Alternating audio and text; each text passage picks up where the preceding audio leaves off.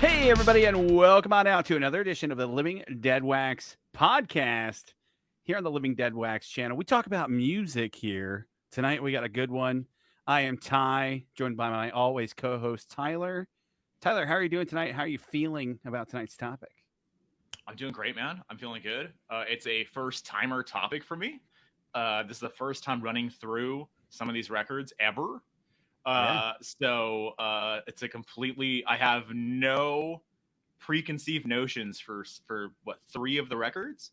At least three of the records. So we'll see what happens. I could throw you a curveball, and maybe I'll shock y'all and really get you to question your fandom of Alice in Chains. Maybe I'll convince you to come over to my side for something. Who knows? Maybe I get crazy with it.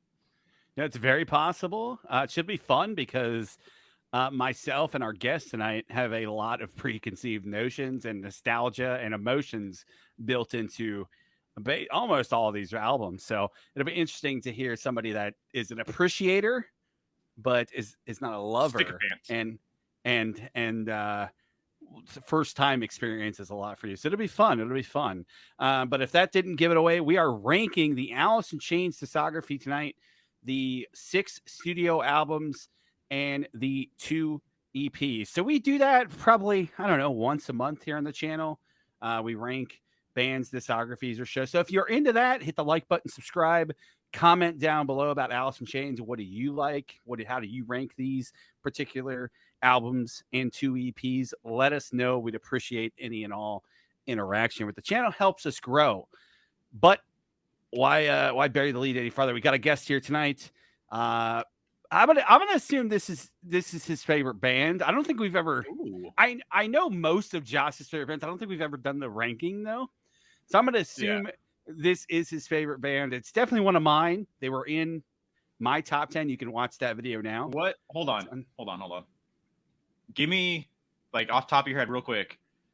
So can Josh hear us right now? Because I know he's back, so he can hear us right now, right? He should be able to hear us. Yes. Okay. All right. In your mind, go, because he can hear us. What are Josh's top 3 favorite bands? I'm assuming you can hear us. I'm gonna go Alice in Chains, Chili Peppers, and ooh, snap. Now the third one is rough. Ooh. All right, I don't know. I'm gonna go Alice in Chains, Chili Peppers, and Soundgarden. Okay. So when we bring Josh on, we're gonna ask him, and don't cheat, Josh. Don't just go with this. You've known him for a few years now, so hopefully you know him well enough to know his favorite bands. So here we go. Let's bring him in. And my brother Josh, he's been on the channel before. Check out the Metallica ranking if you're into this stuff. We did that a number of months back. Josh joined us for that one. Josh, what up, welcome guys? to the show. How you doing, man? Thanks for having me. Doing great. Yeah, of course. Welcome back, dude. You joined us on the Metallica ranking. It's telling people to check that out as well. That was fun. Tonight we're doing Alice in Chains. You could hear us, right? Yes. Okay. So I let in with thinking Alice in Chains is your favorite band. So again, don't just say these bands because I said them, but top 3 favorite bands really quick. Actually, in my intro, I was going to talk about my favorite bands. Alice in Chains is definitely number 1. I was going to say Chili Peppers, Soundgarden, and STP. Wow. Yeah. Wow. Okay. Bullshit. Here's the thing, Josh, is I know that you said STP third, but since Ty said Soundgarden, you're like, I'll add Soundgarden, and there's an alt, a 3B, 3A kind of thing. Not true. Bullshit. Nope. Okay, whatever. I call shenanigans, whatever. It's fine. I'm gonna say you're way more of a Chris Cornell guy than you. I know you love Scott, but I think you're more of a Chris guy than a Scott guy. So I think that exactly sways it for you. So yep. True. So yeah, thanks for coming on, Josh. These rankings are always fun when Tyler and I do them. They're fun with a third person too, add a different perspective here. And I just want to talk about Alice in Chains a little bit before we get into it. So Alice in Chains, obviously one of the seminal 90s acts, and from Seattle, part of the, I guess, big 4 of Seattle, along with Nirvana, Pearl Jam, and Soundgarden. They were some of the first acts from the area to get signed to major labels and basically change music and rock and roll and popular music that was on the radio at the time. for better or for worse, depending on where you were from and what bands you were in, because they might have destroyed your whole income for a while there. But so yeah, my it's favorite Alice Chains. part. My favorite part of Todd in the Shadows videos is when he talks about when he does the '80s hair metal bands. It always goes with, he's like, and of course Nirvana ruined my career. So that was the basis for these bands, and then because it goes into their '90s output, which is always weird, or whatever, right? So also Alice in Chains and Pearl Jam also ruined these guys' careers. There you go. Yeah. Have you ever watched him, Josh? Todd in the Shadows? I have not, but I've heard you guys talk about him. Okay, really cool guy, cool channel. We'll get you into not get you into, but maybe introduce you to stuff you never listened to before, and you'll learn knowledge that you never knew that you needed or cared to know. Nice. So definitely an interesting channel. But Alice in Chains formed in '87. Jerry Cantrell, Lane Staley, Mike Starr, and Sean Kinney started out '87. And kind of toiled around there in the Seattle scene with all those different bands, and they got signed to Columbia Records. In 1990, they dropped their major label debut. Went on for a good few years there, and then Alice Chains is such an interesting story, and we'll talk about this tonight because to me, it's really interesting that. For as much as they did, they really only did that in 5 years. 1990 to 95, that's the band's output. You could count Unplugged, that's 96, it's a giant record. But as far as their studio output, it's 90 to 95, that first incarnation of the band. Yeah. And so they had 5 years and became a giant band. Sold millions of albums. And they're one of those they're still a giant band today in this second iteration, but they're one of the biggest what if bands. What if things went differently? And I don't know if either of you have anything to add on that, but let's go around, kind of introduce. We'll tie into that, like how you got into the band. So Josh, I guess we'll start, you the guest, so we'll start with you. All right, so it was easy for me to fall in love with this band. Always had older friends when we lived back east, so they kind of introduced me to the bands I listen to now. So I mean, basically that's about it. I wanted to listen to what they wanted to listen to. And gotcha. Yeah. Gotcha. Was Alice in Chains like an Uncle Mark and Uncle Tim band? Not really. Not that I remember. It was more like Jimmy and Roger and Duran, like just hanging out with the friends and just always hearing these songs on the early '90s on the radio. Gotcha. What was your first introduction into? Do you remember the first song, first album? I'm sure we'll talk about this when we get to the albums, but yeah, the first song would have been "Man in a Box," but it wasn't like the full album I listened to. Okay. Yeah. Okay. So that was your first introduction, hearing the song, or seeing the video, or the song? Just hearing the song in the radio mainly. Okay. Gotcha. Yeah, because that's basically how I got into the band, was through you. Yeah. And growing up listening to those albums, you spinning those CDs for ad nauseum all the time. And I got into it through you. So very, very similar story. So Tyler, how about yourself? Because I know you obviously went and saw them with us. That's true. And I think you got more introduced when you started hanging out with us more. 100%. But did you have any preconceived notions before getting into that? So my Alice in Chains origin is I knew they existed. I didn't know I knew the name. I knew they existed, and honestly, I think initially it's because Alice Cooper. So Dad was a big Alice Cooper guy, right? So I just knew Alice Cooper, and going through the CDs at Zia, Alice Cooper and Alice in Chains are right there. Or they were for a time before the C's probably took over at some point. But they were right there. And then as I got older, I'm sure they were on the radio. Obviously they were on the radio. I didn't really do that math in my head, especially because I was listening to a lot of the Alice Cooper at night, funny enough. And he would just play the 70s and 80s, 60s stuff, whatever. So he wouldn't get into the 90s grunge really at all, or whatever. Yeah. And then it wasn't really truly until San Andreas, right? San Andreas, Man in the Box, or Them Bones, maybe, and Man in the Box are both in San Andreas. Is that not true? I know. One of Let me look them up. I know for a fact it is Them Bones, yeah. but it might be well, the only thing that's coming up is Them Bones. Okay, so Them Bones in San Andreas. So that was the Yeah. first time I ever actually heard that song.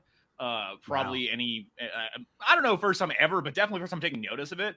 And then I think around that time too, Fuse did a Loaded, which for the kids that don't know what that is, Fuse was or is an entertainment music channel, and Loaded was a TV show that they would have all the videos for a band all in one 30-minute block.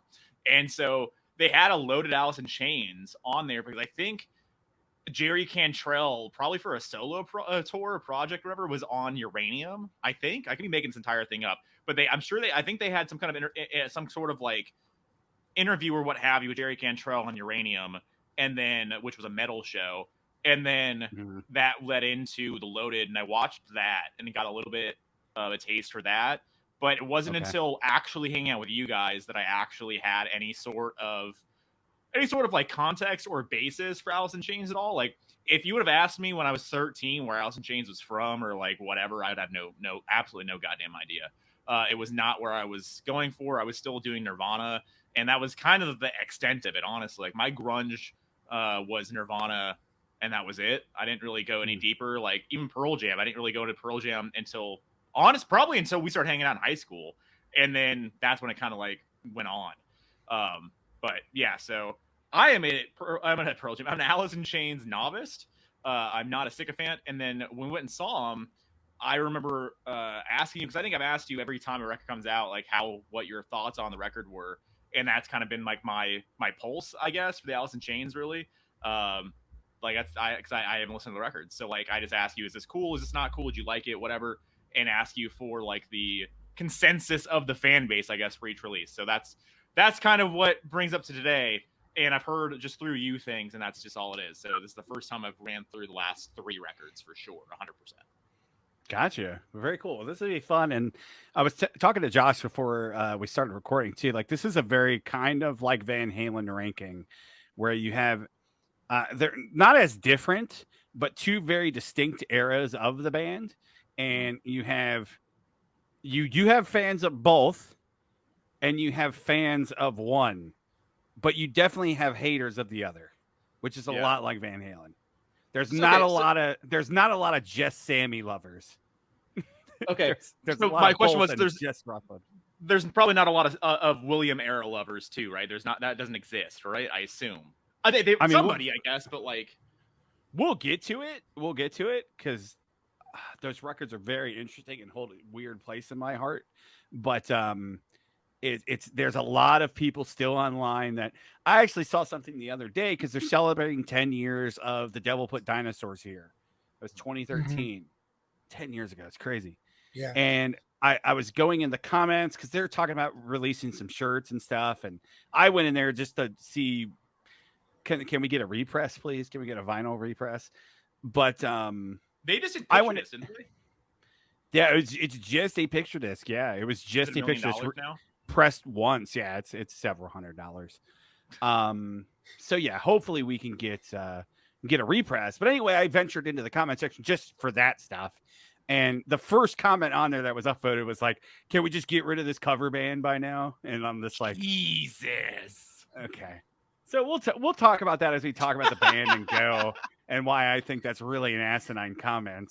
But let's not delay any longer. So 1990, like I said, the band got signed to Columbia, and they dropped this album on August 21st, 1990. That's Facelift. Got Man in the Box on there. CSR, Bleed the Freak, We Die Young, many different singles. Basically, kind of the start of commercial grunge, I guess, because it's the first grunge album to be certified gold. September 11th, 1991, it was certified gold. So even pre-Nirvana, Pearl Jam stuff. And it peaked at number 42. And it's been certified triple platinum by now. So definitely has sold well throughout the years. Josh, what do you think of Facelift? What are your highlights? And ultimately, at the end there, where do you rank it? I definitely love Facelift. I feel like it's one of the better debut albums all time for a band. I don't exactly consider it grunge though. I think it's more metal in my opinion. I can What are you agree. guys' thought Yeah, on that? Yeah. uh, we can talk about overall, like just the bands in general. Yeah, I think Alice in Chains definitely lend themselves to a more hard rock metal audience than definitely Pearl Jam or Nirvana. And I think Soundgarden kind of bridges the gap for both. I would Um, say I would agree. Yes. Gotcha. So that's where I stand on it anyway. I think because when we've had this conversation before many times, but they're at a weird spot because like we've talked about it because we've read about it and we've seen it a little bit that the intro to Alice in Chains on the first tour because they were on Clash of the Titans. It was a very odd billing for them, and they got shit on because they're opening for Megadeth and Slayer, right? And Testament maybe on the tour, right? Am I lying to you? I could be lying to you, but they were the opening slot on that tour, and from anecdotally from other people, they got shit on, and it's really really odd, an odd pairing. Like when you compare them to those other bands they're on that tour with, yes, they're kind of an outlier, but they're not so far away from the sound that you should shit on them or get angry or like throw things. Like that's just kind of crazy. But I guess initially maybe they were kind of like a culture shock for certain folk in that scene. But yeah, they're definitely more of a hard rock metal deal than I necessarily would call grunge. But I understand the association and I kind of get that. But yeah, I guess the hard rock would be kind of where I'm at with that as well. Yeah, definitely. As far as Clash of the Titans, it was Slayer, Megadeth, Suicidal was on some dates, Testament was on some dates, Anthrax was on some dates, and then I think Alice in Chains opened up the majority of that. Yeah. That's so really they're the outlier. They're the immediate outlier. I guess definitely. I guess like it'd be them and Suicidal, but Suicidal was the crossover band at the time, and they were already doing their thrash stuff. They weren't getting so groovy at that point, 90, 91. So it's they're definitely outlier on that tour. Interesting build. Yeah, they've always kind of been lumped in there, no matter whether they wanted to or not. And I would think if you ask Jerry, I think he. Obviously, he's friends with all the Seattle guys, but I don't think any of the Seattle guys really considered it grunge anyway. They're just playing music, and just doing their own spin on their own influences. A lot of Sabbath influence, a lot of Metallica, Slayer, making all those bands, heavy bands like the sludge of Alice in Chains is as no resemblance to what Pearl Jam, to what Nirvana ever did for the most part. Like I guess a little bit on In Utero, but honestly that's more of like a raw like punky hardcore thing that they had going on there at the tail end. Like the sludge of Alice in Chains is not like the other three. No, not at all. Exactly. So anyways, Josh, back to you. I don't think you finished your thought process there because you kind of opened it up, but go ahead. Right. Just saying how these any hard rock or metal fan should like this band, did like this band back in the day. Obviously, an album with Man on the Box is a great album. Yeah. Oh, definitely. I mean, that song's ginormous. It is. I think it's a little played out. I'm not tired of it. I just I don't need to listen to it anymore. Right. But it is still definitely a great song. Great video. The opening riff, all of it's really still iconic and holds up. Also, and to go to your, can we talk about how weird it is that they did a talk box on their first record, on their first single? Like that is the weirdest thing to do because it's such a ballsy, odd move to make. It totally works. It works, and like you probably can't hear that song without that in your head at all. Like it wouldn't be that song anymore. But that's the first time. I actually don't know that. So I was going to talk my ass. But like the talk box for me is so associated with the 70s and Frampton, obviously. But like Jerry took that and brought it into the 90s on their first single. Interesting part about that is that Dave Jordan, the guy who produced this album, he was going to the studio and Bon Jovi's Living on a Prayer came on. And Yes. that's Okay, when he told Jerry to do it. So you are 100% right, though. I'll riff on that for a minute.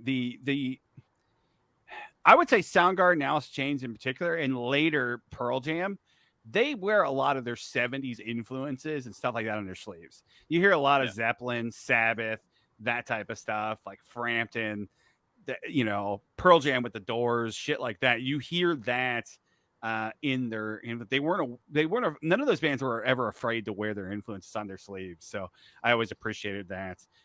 But Josh, anything else to add to it before you give your ranking?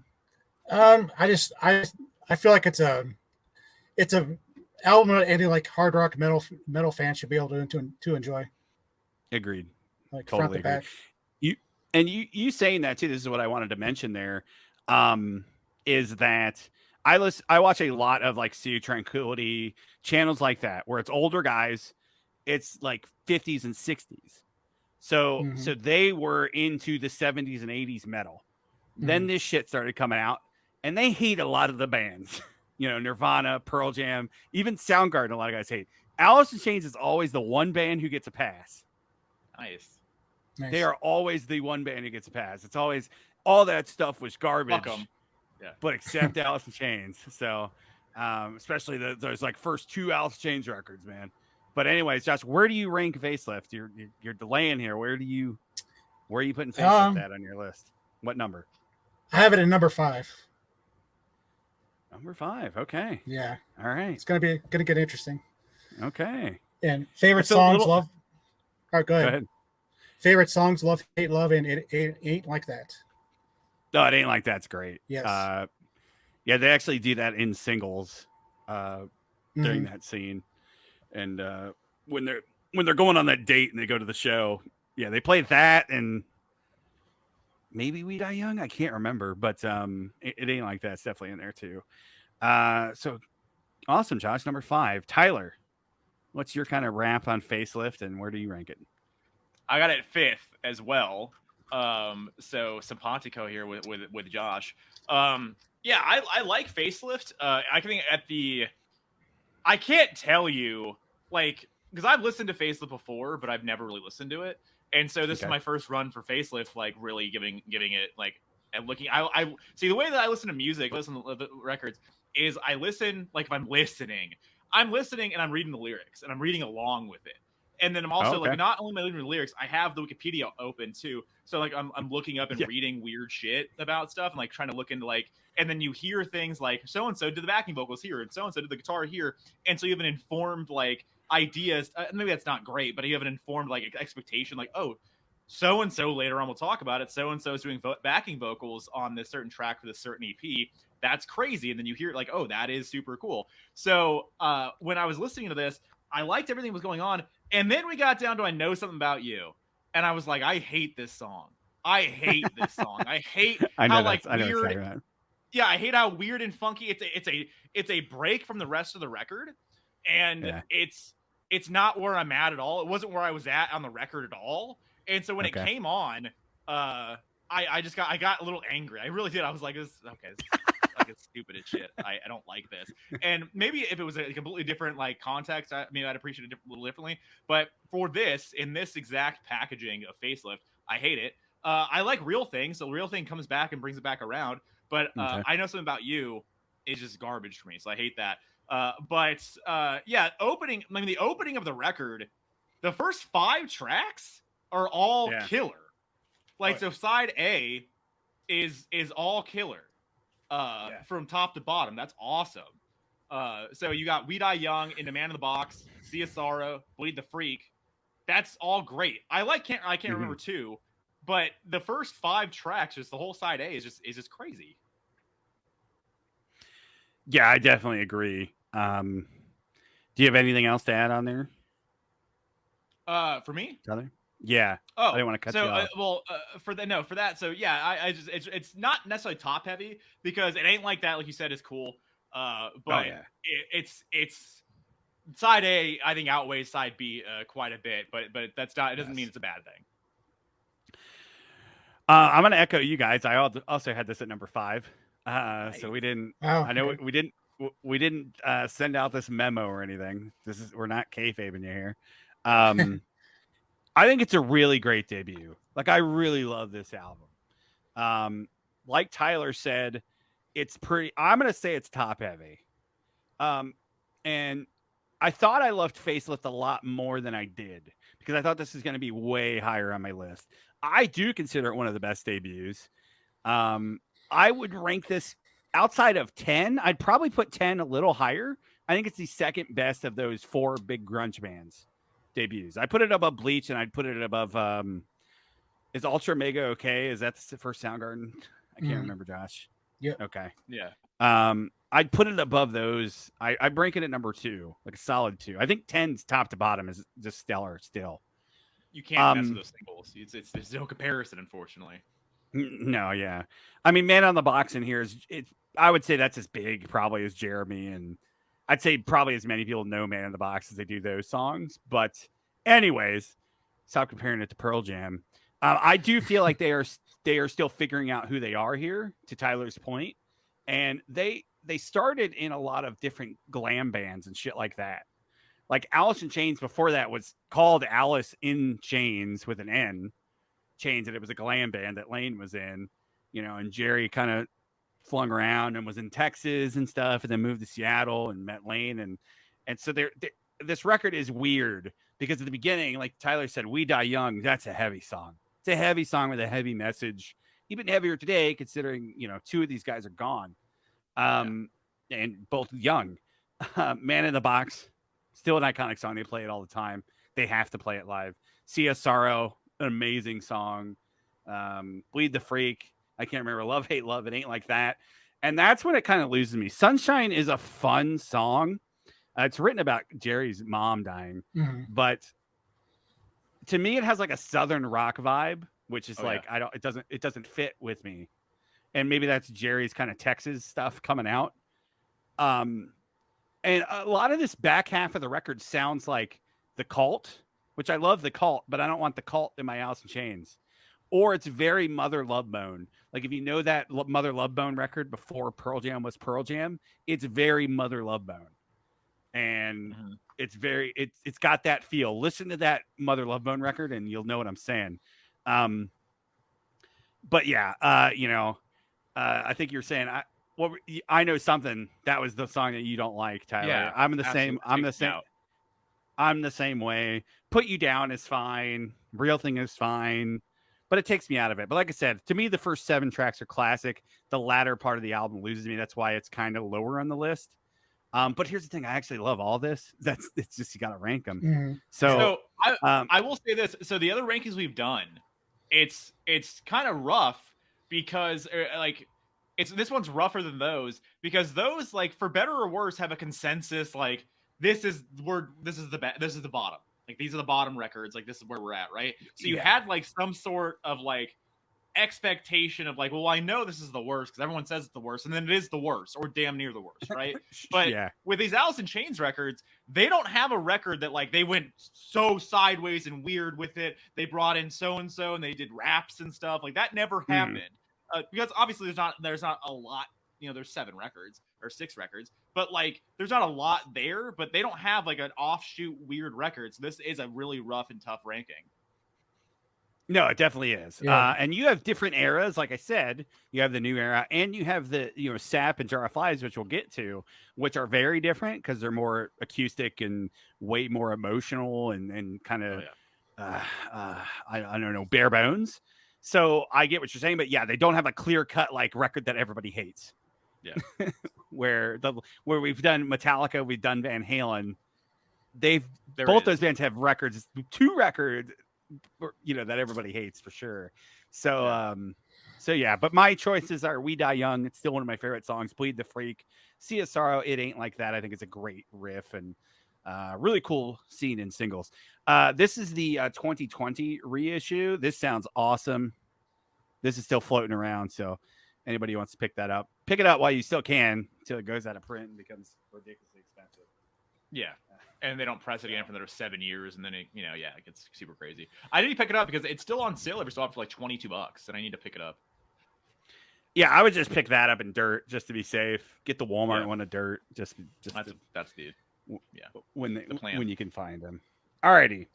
So that's interesting. You both had it at number 5. So the band did the tours. They did Clash of Titans, kind of getting a weird spot.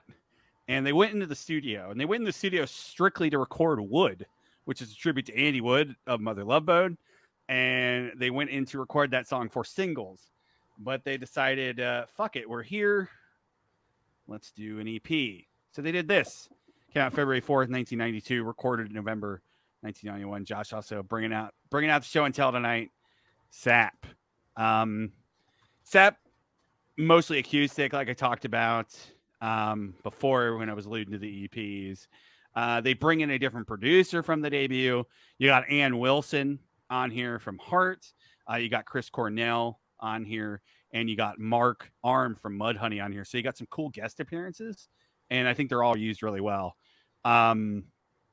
This has since been certified gold for 500,000 copies. So selling well and doing good. So it's a quick listen. There's only there's 4 tracks on here. So I'm curious to see where we rank this in the Pantheon. So Josh, what are your thoughts on Sap? Kind of your introduction to this, and where do you rank it? To me, it's like a very brave move to record these songs because they're coming off the Facelift album, which is very hard and heavy. And then you got all this acoustic, like almost like folk rock sounding songs. Yeah, no, definitely. It is very different. And they did that consciously. I think they were on the Clash of Titans tour. They were around Slayer and Megadeth and all that heavy music for so long. I think they went in there with a decision. Let's do something different. Interesting that Sean Kinney does a lot of their artwork.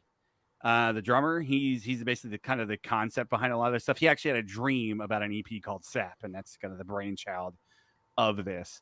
But yeah, keep going, Josh. What you got? I love the song "Brother." It's actually about Jerry's brother, who he didn't really get to know because his parents got divorced, and his brother lived with his dad. Okay. So he didn't get to see his brother as much as he would like to see. Gotcha. Yeah, Brother's a great tune. I totally agree. Anything else stand out to you at all? Definitely Right Turn with Chris Cornell. Love that song. I love the backup vocals. Yeah, Right Turn it's Chris Cornell and Mark from Mudhoney. So that's the Alice, my title. That's Alice Mudgarden. That's the way they're credited on the EP. So I find that really funny. Yeah, Chris sounds great on it. Definitely for sure. Where do you put it? Where do you rank it, Josh? Only because I had to. I put it at number 8. Wow. Yeah. Only because you had to. Why did you have to? Stronger albums ahead of it, in my opinion. Okay. Did you hurt it because it's an EP and there's only 4 tracks? There's 5 tracks because Love Song is hidden, but there's only 4 tracks technically. Mostly because if I had to choose now by listen to the least, it would be this one. They're not my go-to songs. Okay. Gotcha. So number 8 for Josh. So Tyler, what do you got on Sap? Is this your first listening all the way through? Oh, 100% my first listening. Yeah, absolutely. I never seeked it out. I had never heard. I didn't know that Anne was on this record. Or the EP. Yeah. I didn't know that. So when I was listening to it, and I read her on Wikipedia, I read it that she was on there before she came in, and I was like, I read it, and I was like, I wonder how that's gonna sound. I wonder how that's gonna work together. I didn't think it would be bad. I was like, I wonder how it's gonna work. It works so well. Their voices complement each other so well. It is so good. It would be cool. I don't know, maybe you know more than I do, but it'd be so cool if they did more together later. I know they worked together on the Tsunami Relief, right? Or no? Yeah. Okay. Yeah. So they did more later, but it would have been really cool if they kept some sort of collaboration throughout the years with her. I'm pretty sure Lane is on Heart's it's a 92 or 93 album or something. So right around the same time. Yeah. And Anne might do something on Mad Season. I don't know. Josh might know more about that than me, but yeah, they've always kind of hung around. I mean, Mike Inez played in Heart, So Oh shit. Okay. he was their bass player for a little bit when Alice was down.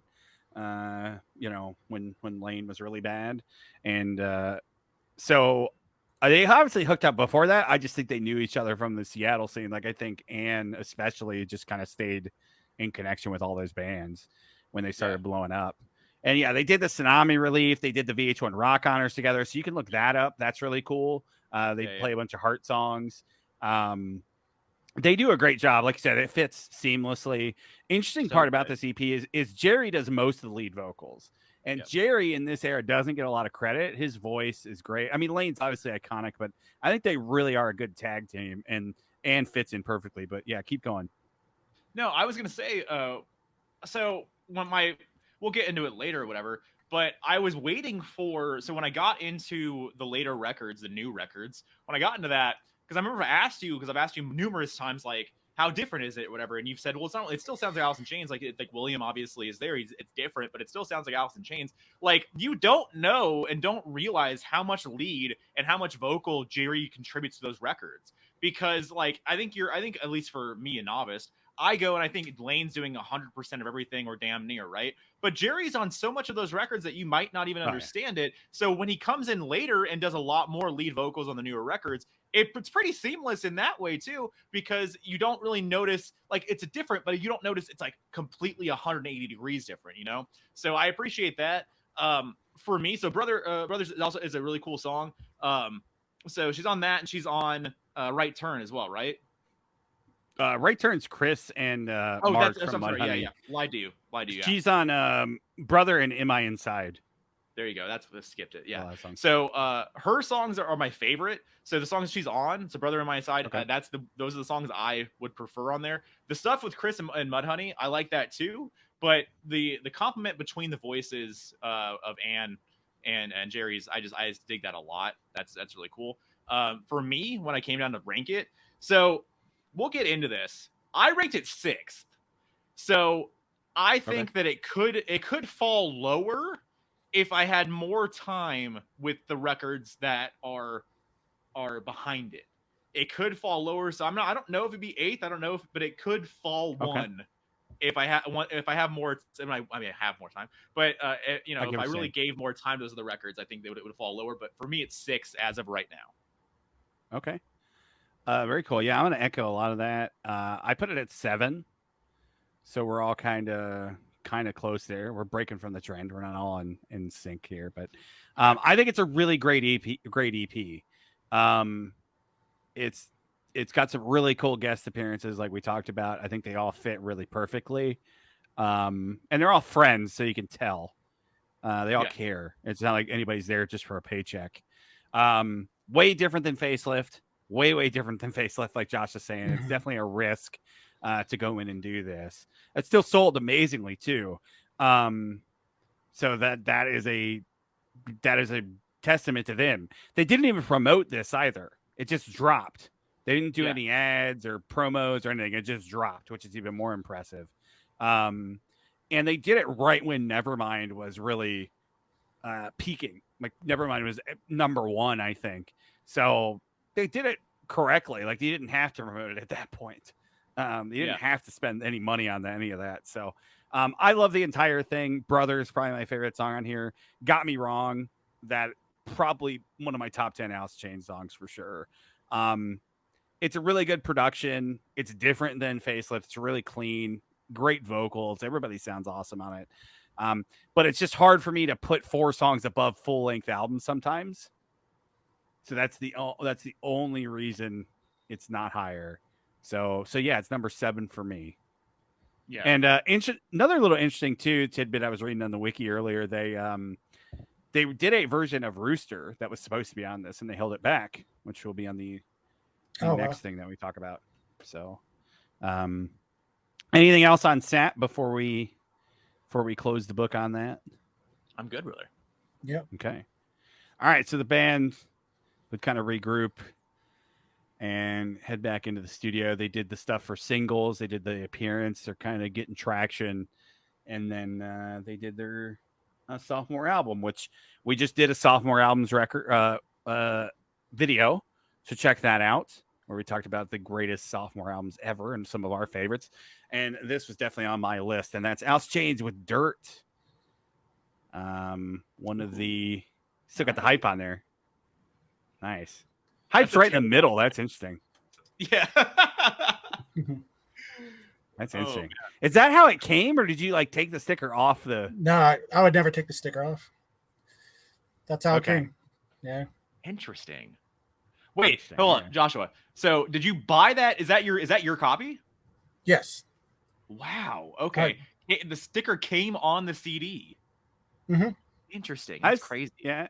I've had some sometimes like that too. Sometimes it's on the cellophane, and sometimes it's on the actual CD. Yeah. Whoever whoever did that, or the robot or whatever, that's a piss poor placement, just straight in the middle. Like that's really odd. I've never really seen that, especially when the middle of the record actually has a significance to the outworks. True. You can follow the photographer that did a lot of their early stuff on Instagram. He posts a lot of outtakes and stuff. It's pretty interesting. There you go. Cool. Sick. Yeah, so you get different angles of stuff. But anyway, they dropped this in 1992, September 29th, 1992. Recorded it in 1992, April to July, in Seattle, and on Columbia still, and one of the biggest records of all time. This is when the band's really blowing up. Josh, how do you feel about Dirt? What are some of your highlights, and where do you put Dirt in the ranking? Like you said, definitely one of the best sophomore albums of all time. Another album any metal hard rock fan can enjoy. Easily their most like commercially successful songs, I would say. Yeah, outside of Man in the Box. Yeah. And then, like you said, Wood. It was in the Singles movie, and it's also a tribute to Andrew Wood. Yep. Yeah. Just a great album, top to bottom. I think we're all going to say that. I'm curious to see where this ranks, because I have a hunch of what is going to be Josh's number one, and I don't think it's going to be this. But I'm curious. So I'm curious to see. Go ahead. I also wanted to note that this would be Mike Starr's last album with the band. Yes, 100%. He would later get kicked out for his demons, which is crazy. You got kicked out of Alice in Chains for your demons, so it's like Mustaine getting kicked out of Metallica for his alcohol. Oh, true. Yeah. Or Adler getting kicked out of Guns N' Roses for his alcoholism. Yes. Same thing, Very true. It's like if you're the worst, you're the worst one of the worst ones, so it's a really it's odd, but here we are. Yeah. So good note, Josh. Where do you put it? You're stalling. Favorite songs: Rain When I Die, Junkhead, and Wood. And I put it at number two. Number two. Wow. I told you it wasn't gonna be number one. Gotcha. Wow. Gotcha. Yeah, Tyler, where are you at with Dirt? So this is definitely the one record I'm most familiar with, obviously, because it has the biggest songs they ever did, the most successful songs. So something we talked about, so Mike Starr and also Mike Inez, the bass is really prominent on all Alice in Chains records. It's really like a punchy bass and rhythm section throughout the entire career, which was really cool to hear, because not a lot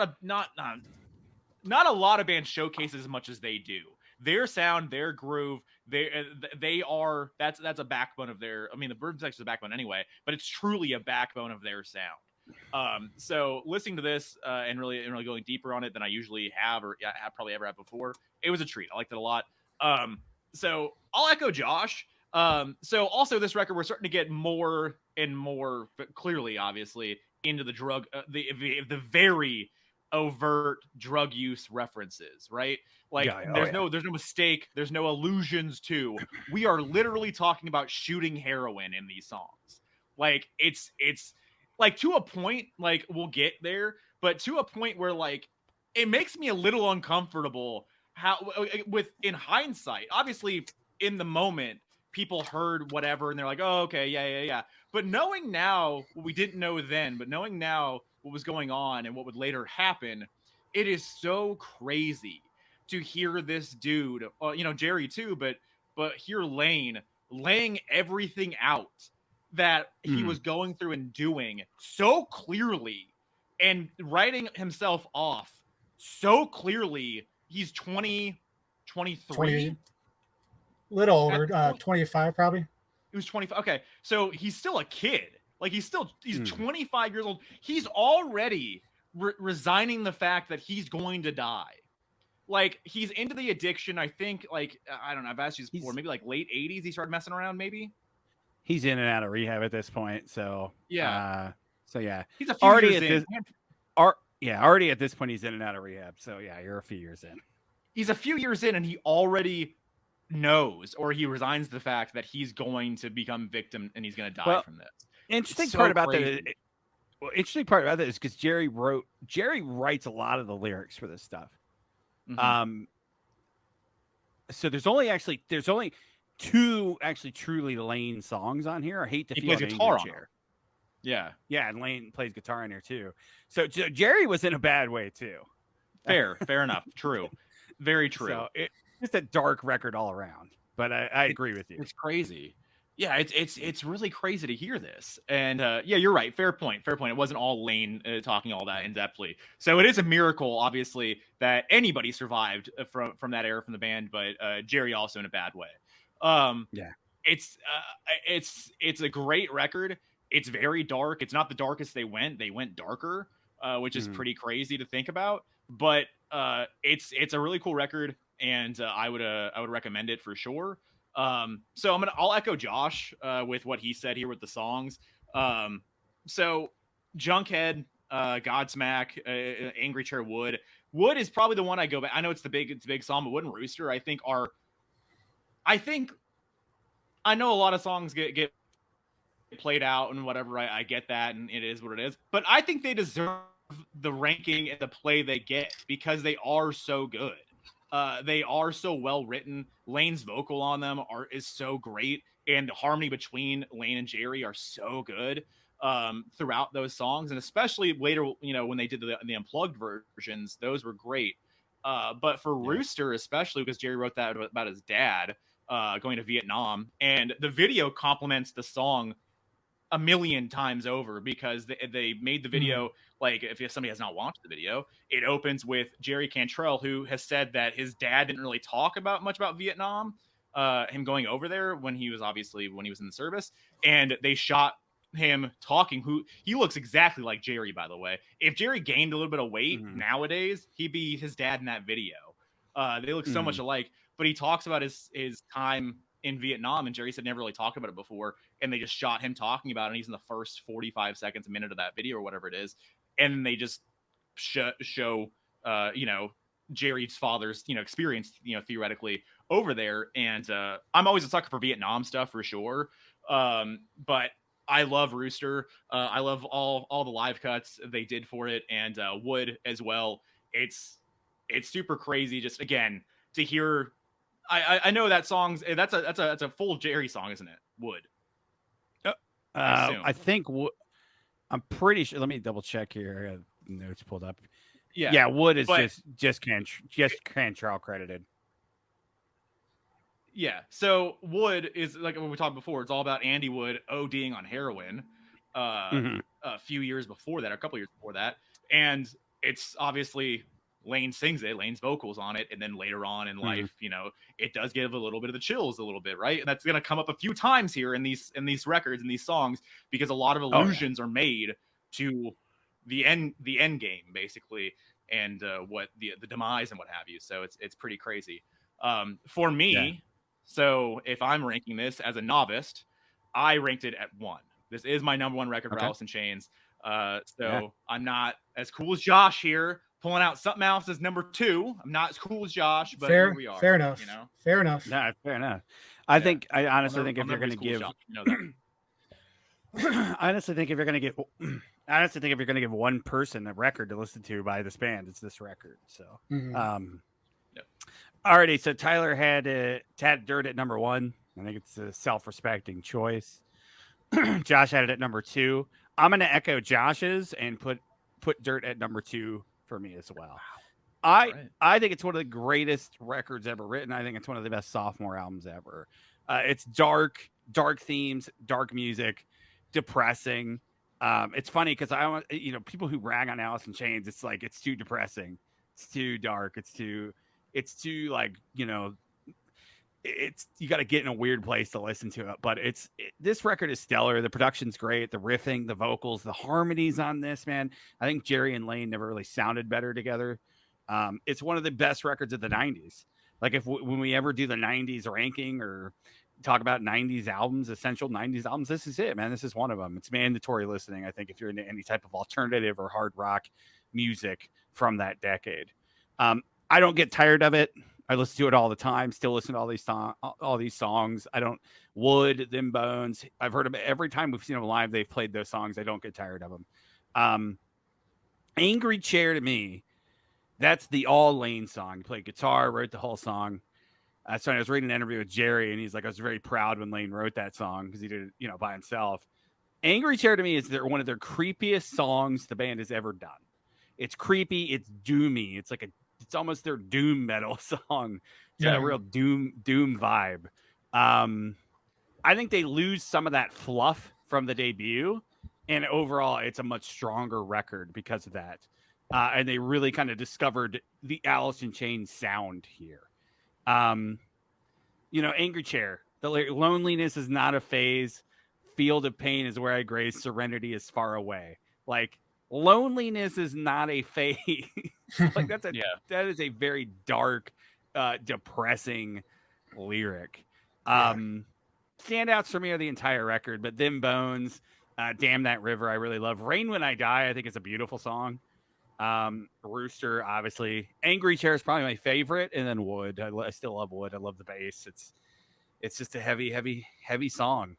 And so Dirt's number 2 for me, just like Josh. Tyler is number 1. So curious to see the rest of Tyler's. I tried to, because I put a note down, and I really should have earmarked what I was listening to.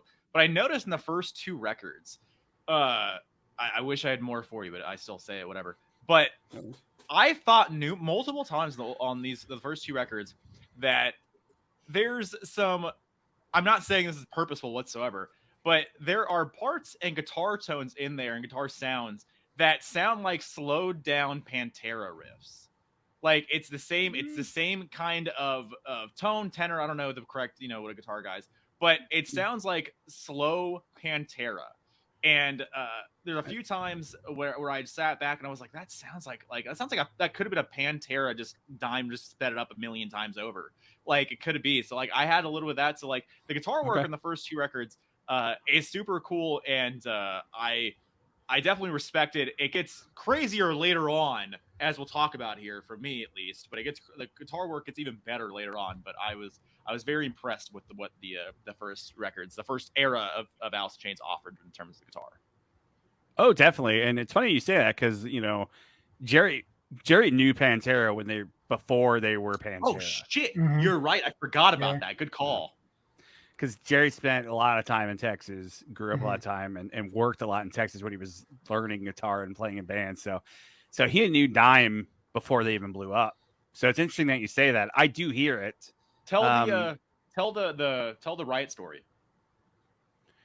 Oh yeah, there was during the LA riots, because they were in LA. They didn't record all of this in Seattle. They did some in LA as well. When they were in LA, the LA riots happened, the Rodney King stuff. And during that, the band was like, we got to get the hell out of here. Like, we don't know what's going to happen here. So they left, and they went with Tom Araya from Slayer and went out into the desert in Joshua Tree, and they hung out for 4 or 5 days, and then they went back, which is an interesting story because Tom Araya does Iron Gland, that Iron Man kind of cover in the middle of the album. Tom Araya does the vocals on that, so you got the Slayer connection as well. It, like we were talking about earlier, and Josh said it very, very plainly, and it's true though. Like, these albums are good albums for alternative fans, hard rock fans, metal fans, and it shows by the company that they kept. Like, they hung out with the Metallica guys, they were cool with them. They hung out with the Slayer guys, they were cool with them. They hung out with the Nirvana, Pearl Jam, they knew all them. Soundgarden. So like, they very much, even their friends, like ran that gamut, which I think says a lot. They are the ultimate crossover, like between all of it. Like everybody kind of like was okay with it. Yeah, definitely. A little bit more about this, like the commercial part about it. Peaked at number 6 on the Billboard 200, charted for 102 weeks. And then it finally ended at number 196 in the September 24th, 1994. So it was on the charts for nearly 2 years. It's a giant album.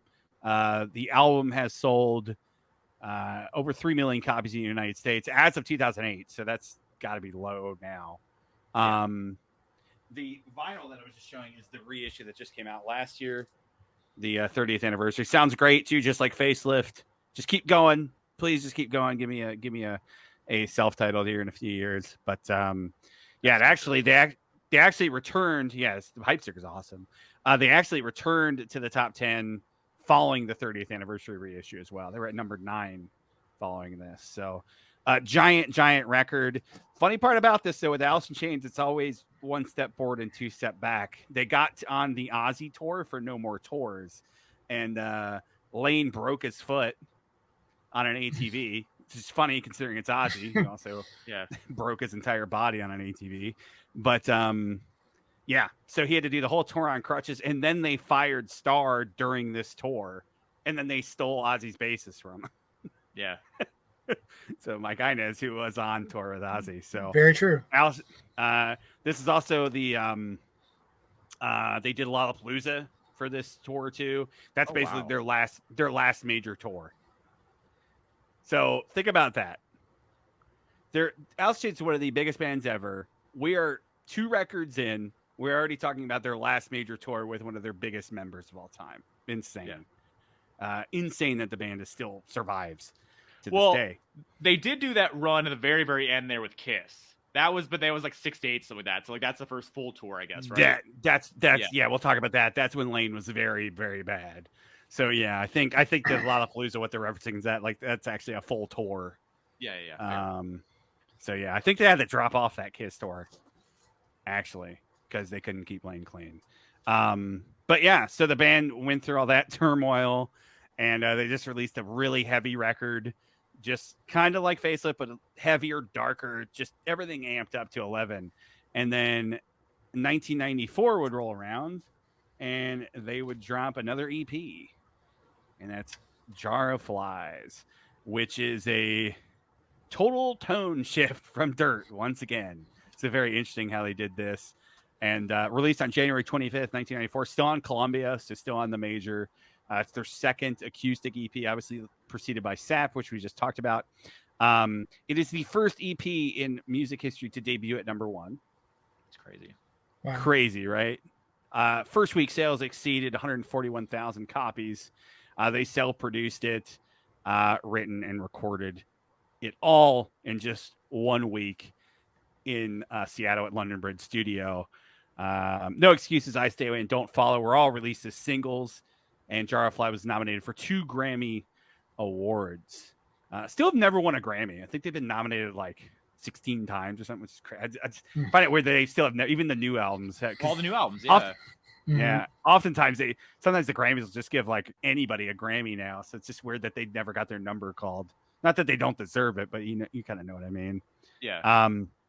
This has been certified quadruple platinum, so it's one of the band's biggest releases of all time. Josh, what are your thoughts on Jar of Flies? Where do you rank it? I have a hunch where you're going to rank it, but I won't bury the lead here. So I really love this EP. It has some of my favorite songs. Opens up with Rotten Apple, kind of a bluesy, almost like bluesy metal song. Yeah. And another interesting era with Lane, and I think it was Sean, because they were kind of feuding and in and out of rehab. And we just talked about them having tours and being messed up. They were supposed to open for Metallica, another Clash at the Titans. Yeah. And then they were supposed to be at Woodstock in '94 as well. But they couldn't do it because Lane and Sean were in rehab. Yep, just another example. Yeah. What could have been for sure. So what other standouts you got, Josh? I know you love this. So what other standouts you got? Any other thoughts and what's your ranking? Probably "I Stay Away" is one of my. If I had like a top 5 Alice in Chains song, that would be in it. I love the song and I love the video. No Excuses, obviously, and that's about it. I think. Yeah. Okay. Put Where it do at you where? Go ahead. Put it at number 4. Number 4. Yeah. I'm actually really shocked. So Wow. I don't know your list anymore. So I really thought when you said 2, I didn't know what we were talking about. In the back of my mind, I was like, oh, it's Jar Flies.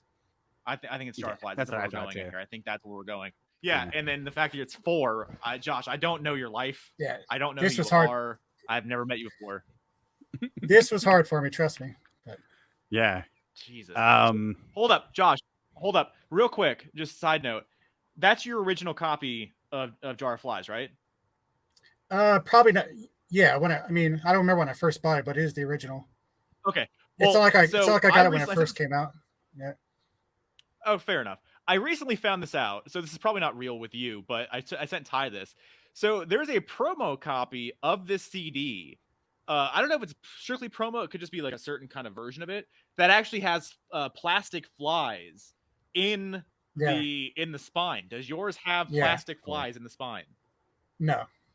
Does it have it in there? Because that's a rare thing. Oh, okay. It's just a picture. I do remember that being a thing, though. Okay. All right.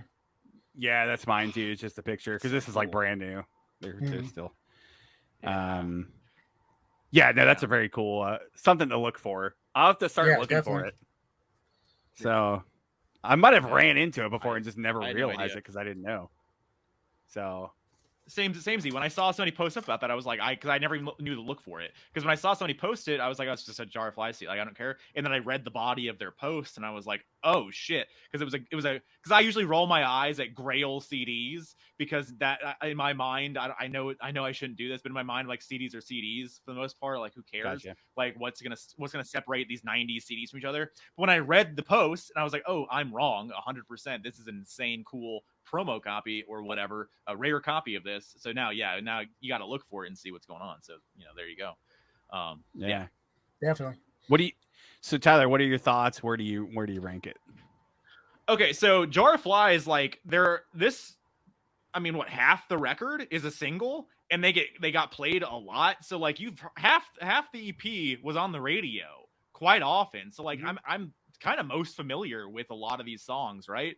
So No Excuses, obviously a huge song. Stay Away, Don't Follow, like huge songs. I think Whale and the Wasp is a cool instrumental track too.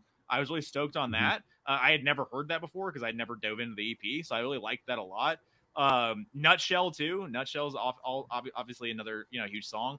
For me, for my mind, I went 3 on Jar of Flies. That's where I ranked. Nice. It. Yeah. Nice. So better than Josh. I'm gonna echo both you guys, but I'm gonna echo Josh more. Number 4 for me as well. Jar of Flies. I think it's a great release. I think it does stand out in their discography. It's very different. It's haunting. It's a very beautiful piece of work, which is different for them. I think this is Mike Inez's first thing that he ever did. I think he sounds great on this too. I like Tyler said, I think no matter if it's Mike Inez or Mike Starr, I think they utilize both those guys greatly. Both talented musicians. It's really impressive to me that all these songs were done in basically 1 or 2 takes. Crazy. From what I've read, which is insane. Yeah. It shows the band's range. You got vast influences on here. To me, it's a perfect follow-up to Dirt because it's just totally different. It's just like, all right, we just did this really dark thing. Here's something dark, but in a different way. Here's a little bit less intense. Some of their greatest ballads. It's a very airy production, so it's different in that way. I really love Don't Follow. That's kind of a different tune in the band's discography. I think Swing on this is a mistake. I wish that wasn't on here. That's why I bring this down a little bit. I think Swing on this is not. It doesn't fit at all on this. Yeah. It's really impressive album. Nutshell, I Stay Away. No Excuses might be my favorite Alice in Chains song ever. The unplugged version is probably one of my favorite live cuts ever in music. Don't Follow is a great song too. So it ranks high for me, definitely in the top half, number 4 with Jar of Flies. We did talk about it becoming the first EP to debut at number 1. It's the first Alice in Chains release to top the charts too. I don't know if Tyler read this. He might have been looking at the wiki. But in 2004, another EP debuted at number 1. Oh, I do know this. I read this. It's the collision. It's the Collision Course. Yep. Yeah, that was the second one. Collision Course with Linkin Park and Jay-Z. So yeah, I thought that was funny. But yeah, also for Swing on This, I think I read that. I was trying to find it again on here, but I think I read that was their first thing they ever did with Mike Inez. So that was like to break the seal, basically, to see if he could work being in the band for like writing capabilities and that. So that was the if Swing on This didn't exist or it didn't work out, I guess the Mike Inez maybe never made the cut. So interesting. How much you like Mike Inez? Because even though you don't like Swing on This, that was the song that brought him to the band. So there you go. I just don't think the song really fits. Like, I think it's the last song. Like, I think if he just made it a 6-track EP, I think it's much stronger. Like, I think he just did one song too many. Also, closers, the Alice in Chains closers typically are top tier Alice in Chains songs for me. Like, I do that too because I like records that, like, if I was in a band, like the first and last song, the bookends for me, I would concentrate on those because I would want to take a record as an album, right? So I want to bring you into it and take you out in a certain way. So like the closers, the later closers too, the later records here, I think those closers are amazing. It's funny, this one is not hitting the mark for you, but later on they do better. You do make a good point. I think they order their albums very nicely usually. Yeah. But they usually got a good flow. They bring you in with a big song that's a hit usually, and they close you with something really cool too. So, I appreciate that as well. We Die Young is the first song, the first sound you hear. Like that's absolutely insane. And then the next record it's Them Bones, the next record, right? I believe. But Them Bones is Dirt, yeah. Yeah, like that's an insane way to bring somebody in the record. That's crazy. So yeah, exactly. That's the first thing you hear. It's like, oh, it gets your attention. But yeah, I love Jar of Flies too. We haven't really been talking about any of the album covers, but I really appreciate all these Alice in Chains album covers. The colors, especially this earlier, the colors are really cool. The real photography, they did a cool job. They're cool ideas executed really well. So I've always appreciated this album cover in particular. It always caught my eye as a kid too, growing up. So the orange of Dirt, the red and yellow, right? Colorblind guy here on Facelift. Like the colors for all the album covers, super good. Like it does change a little bit, as time goes on here, the more recent records. But all the big swath of Alice in Chains records, the colors they involved in those records is super cool. Yeah. Support. So the band, again, it's another thing, one step forward, two steps back. They couldn't execute tours, like Josh was saying. After Jar of Flies, Lane entered rehab again for heroin addiction, and then the band was scheduled to tour with Metallica, Suicidal, Danzig, and Fight. But while they were rehearsing for that tour, Staley began using again. So there you go. The band would basically go into hiatus around this time, so like 94, summer of 94. And Alice Chains they didn't know what was happening. Staley did Mad Season with a bunch of other Seattle dudes, Mike McCready from Pearl Jam. It's a great album. Honestly, probably could have ranked it, but it adds on, turns it into 2.5 hours.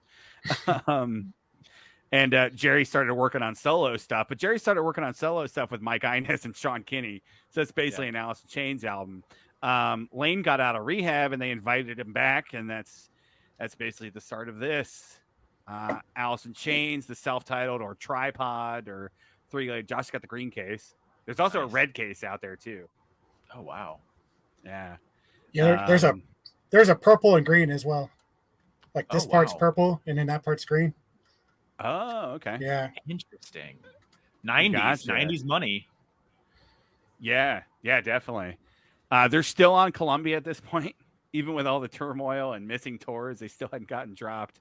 still on Columbia. This that came factors into out the record too, which is another part of it. Yeah. This came out November 7th, 1995. They recorded it April to August. This is one of their worst recording sessions as a band, one of the toughest. There's a lot of interviews with Susan Silver, the manager, about Lane just being good one day, off the next day, and terrible, just really sporadic to work, obviously, because he's going through a lot of shit. So really interesting record. And I'm curious to hear everybody's takes and rankings on this. Josh kind of threw me for a loop with his Jar of Flies because I thought Jar of Flies was going to be number one. So now I'm like, I'm curious to see where he puts this. But yeah, I have another theory now, so we'll see what happens. Okay. But Josh, go ahead and take it away with your thoughts on the self-titled. So this album's basically the album that really got me into the band, because this is the first album I remember buying and listening to front to back. And then I would. You 13? 13 exactly. Because there's a story behind this. It was Jimmy McGee's 16th birthday party. So I remember Dad taking me to Kmart, and I wanted to buy a CD for Jimmy. So I saw No Doubt Tragic Kingdom. That's what he got for his birthday. And then I saw Alice in Chains sitting there, and I knew, because like I said earlier, I knew about Alice in Chains, obviously, like listening to them with my friends. So this is the first Alice in Chains CD I bought and listened to front to back. You knew they were cool. So you're like, I want to buy a cool CD. I'm going to buy the Alice in Chains record. That's the one I bought. There exactly. That's awesome. Nice. Good story. I also love how it was Tragic Kingdom for your friend, Alice in Chains for me. Like, exactly. That's funny. So you liked him, just not Alice in Chains enough. There you go. That's funny. Josh, what else you got on this? How do you feel about it? What are some of your standout tracks? Thoughts? Obviously has some of their deepest, darkest songs. Probably Head Creeps, Frogs, and Over an Hour, some of my favorites. Okay. And another reason why I love this album so much is because the Unplugged has a lot of these songs on it. So it's just interesting to hear the Unplugged version and then the studio version of these songs. Yeah, because Unplugged wouldn't be too far after. Unplugged did in 96, and it was recorded April 10th, 96, so our birthday. April 10th, 96, that was the MTV Unplugged when they actually recorded. So, so not long after. So you're right. Yeah, you do hear a different side of it on the Unplugged. So it's kind of like a 1-2 punch. My thoughts echo that. Anything else on it before you give your ultimate ranking? Now I think I know where it is. So, do you guys know the story behind the album cover with the three-legged dog? I think isn't it Jerry? Didn't Jerry have a dog that chased him that had 3 legs or something? What I read, it was Sean. Yeah, he had a paper route, and there was always the three-legged dog that would terrorize him. Gotcha. Yeah, there's actually versions of this too where this guy's not on the back. I think Russian versions or something. They censored it for some reason. I don't know why you censored the 3-legged guy. Maybe it's not Russian. I don't know. It's I know it's censored somewhere. Cool CD though, kind of classic Columbia look. Just kind of looks like the label that you'd find on an LP. So I really need an official pressing of this, hopefully, because it's 30th anniversary in less than 2 years now. Yeah. So they've been going in the direction. So let's do a 30th anniversary of this, please, please, please. Anything else, Josh, before you give your ranking? That's about it. Gotcha. Where do you put it? So just because of that story, like it's the first CD I remember buying and listening to, and the CD that really got me into the band, I put it at number 1. Wow. Okay. Yeah, I thought you were gonna go Jar of Flies, but yeah, I was. This one I thought would be like number 2 for you, but yeah. All right, man. Tyler, what are your thoughts? Fair enough. All right, so I'm shocked. I guess I understand the sentimental, attachment that Josh has to the record, so that makes sense. I cannot hate on that whatsoever, so I understand. I get it. But my theory is out the window now, so there you go. You beat me. All right, so Alice in Chains, self-titled. This is the first time I really dove in to self-titled again. I knew again, and I heard Grind, I'm sure I heard Heaven Beside You as well, but Yeah. hearing that, I was like, I maybe that I hadn't heard that as much. I really liked it a lot. I feel like knowing like reading more about it, and so I just read as I was sitting here, and it makes a lot more sense now that most of the tracks over 3 songs, Grind, Heaven Beside You, and Over Now, everything is Lane. So Yes. Lane is in the worst spot, and all kind of more makes sense now. And his writing is still really good, but a lot of stuff is just drawn like it's just like the doldrums of thought, and it's all just like things don't necessarily rhyme, and things kind of trail off here and there, and he's just like almost, it's not spoken word by any means or like whatever, it's not like free flow and just like going, but like a lot of stuff in the record, like he'll just kind of go off and trail off and just say some shit here and there, and it kind of makes sense because like when you hear about it, because Sludge Factory, like when I talked about the Columbia stuff, that's the song that's about Lane being fucked up, him not being good, but Columbia still calling and say, hey man, I think you guys should put a record out. We need to get a record out by this time. You should do this, whatever. And them not wanting to do the record by that point, or at least Lane not wanting to do the record at that point because he's still not doing good.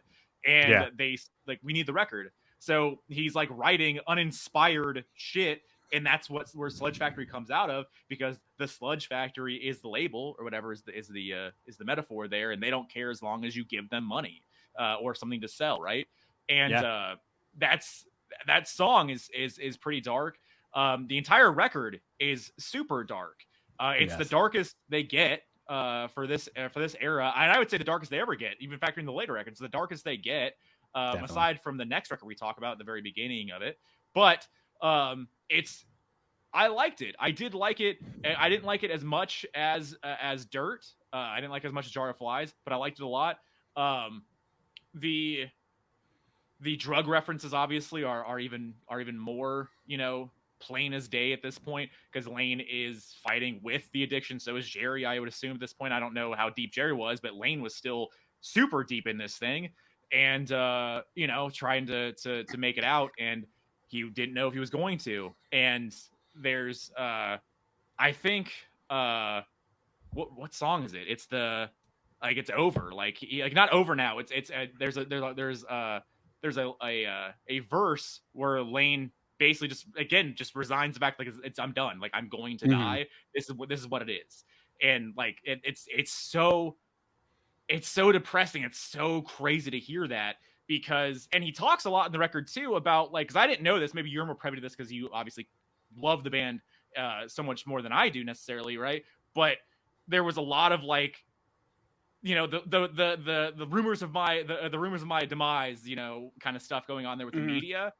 But like, while he wasn't dying or dead at that point, he was on the track. Like the media wasn't necessarily wrong. Maybe they were ahead of the curve here by reporting it like that. But he was on the track. It's funny because Grind is the opening song, and Grind is a Jerry song, and the line says that the rumors of my demise.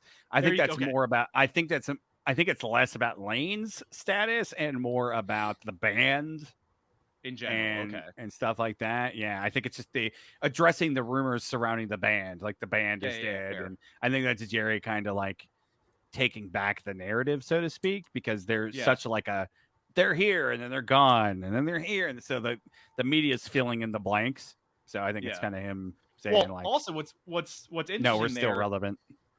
Absolutely, and I wouldn't argue that point, but it's funny that, maybe a little ironic, that the opening track is that definitely. Like, no, we're still here. The band's not gone. Like, we're here, right? Yes. The last track, no, this is over. Like, the band's over. We're not going to tour. Like, 100%. I don't know if he's saying that Lane's going to die tomorrow, but we're not in for the long haul, and we don't know what the future is. And Over Now is just, he said it's really heavy. It's a lot of heavy shit in there, because he's basically, the last song is resigning that, is sign off from the band. Like, this is it. Like, we're done. It's over now, because he didn't see a path forward with the band, and he didn't want to be a studio band. He wanted to be a band. So he was laying the band to rest in the last song, and everyone supposedly had that same kind of feeling, which is a really crazy thing to think about, especially as we talked about earlier. The band is 6 years old. That's it. Yeah. They were 6. It was in and out.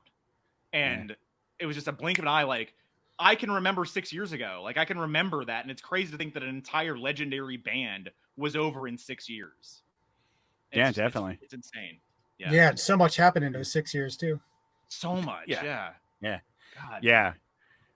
So where do you put it on your ranking? So let's see. Let me consult the list here, make sure I got everything correctly. So for me, I went 4th on Alice in Chains.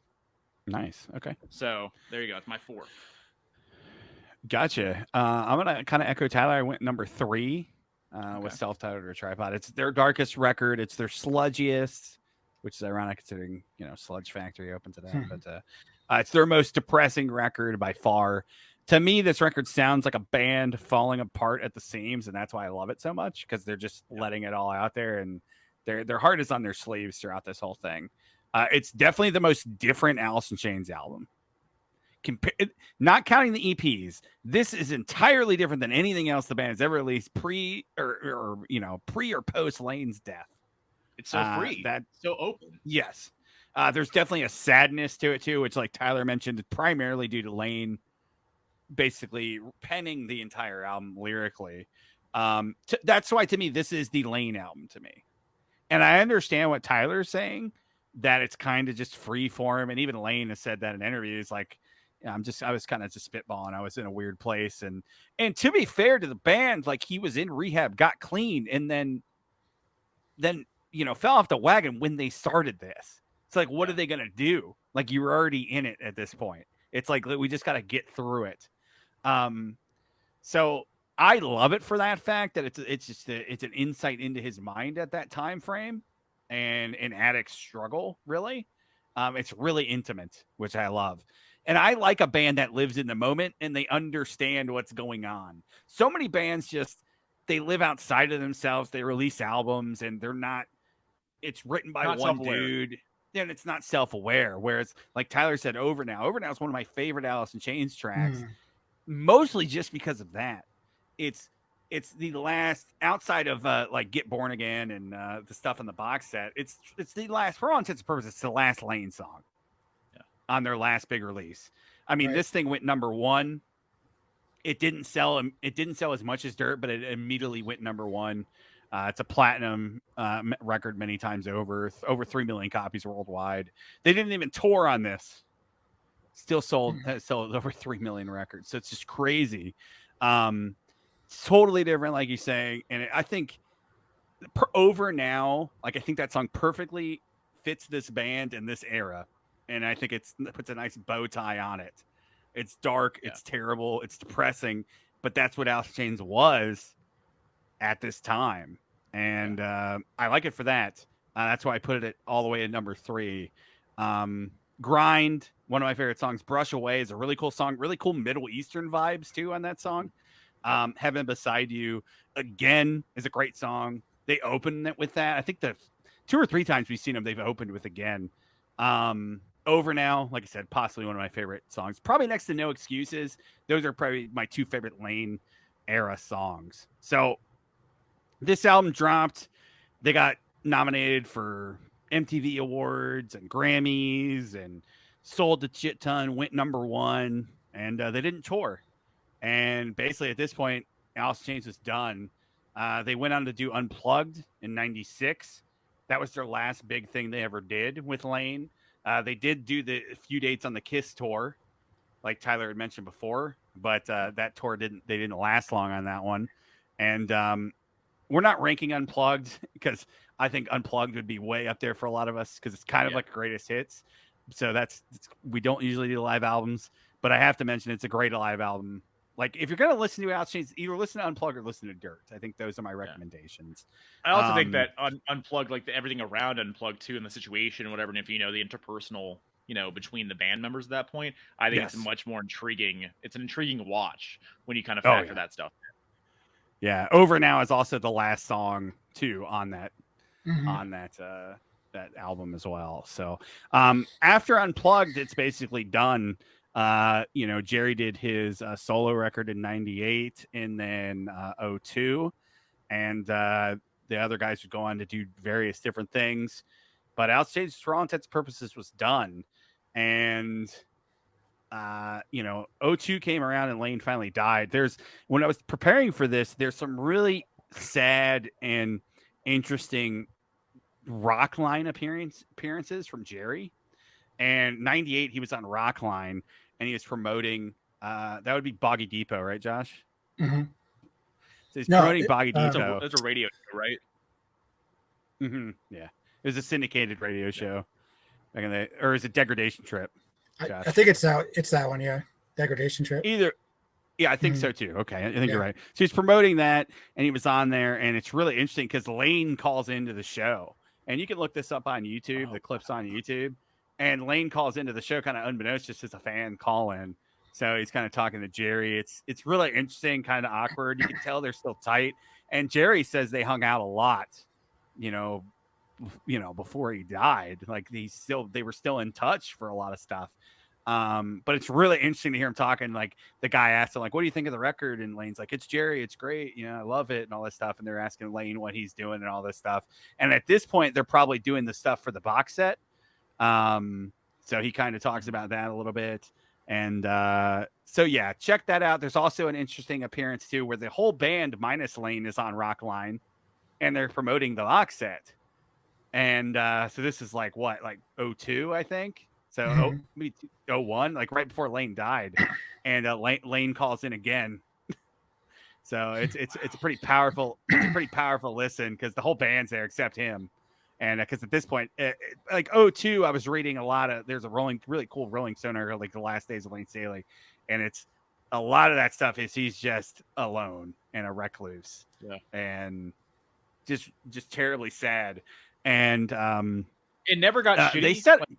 It never got shitty between anybody and Lane. Like he was never like, you guys were never there for me. Like it never happened.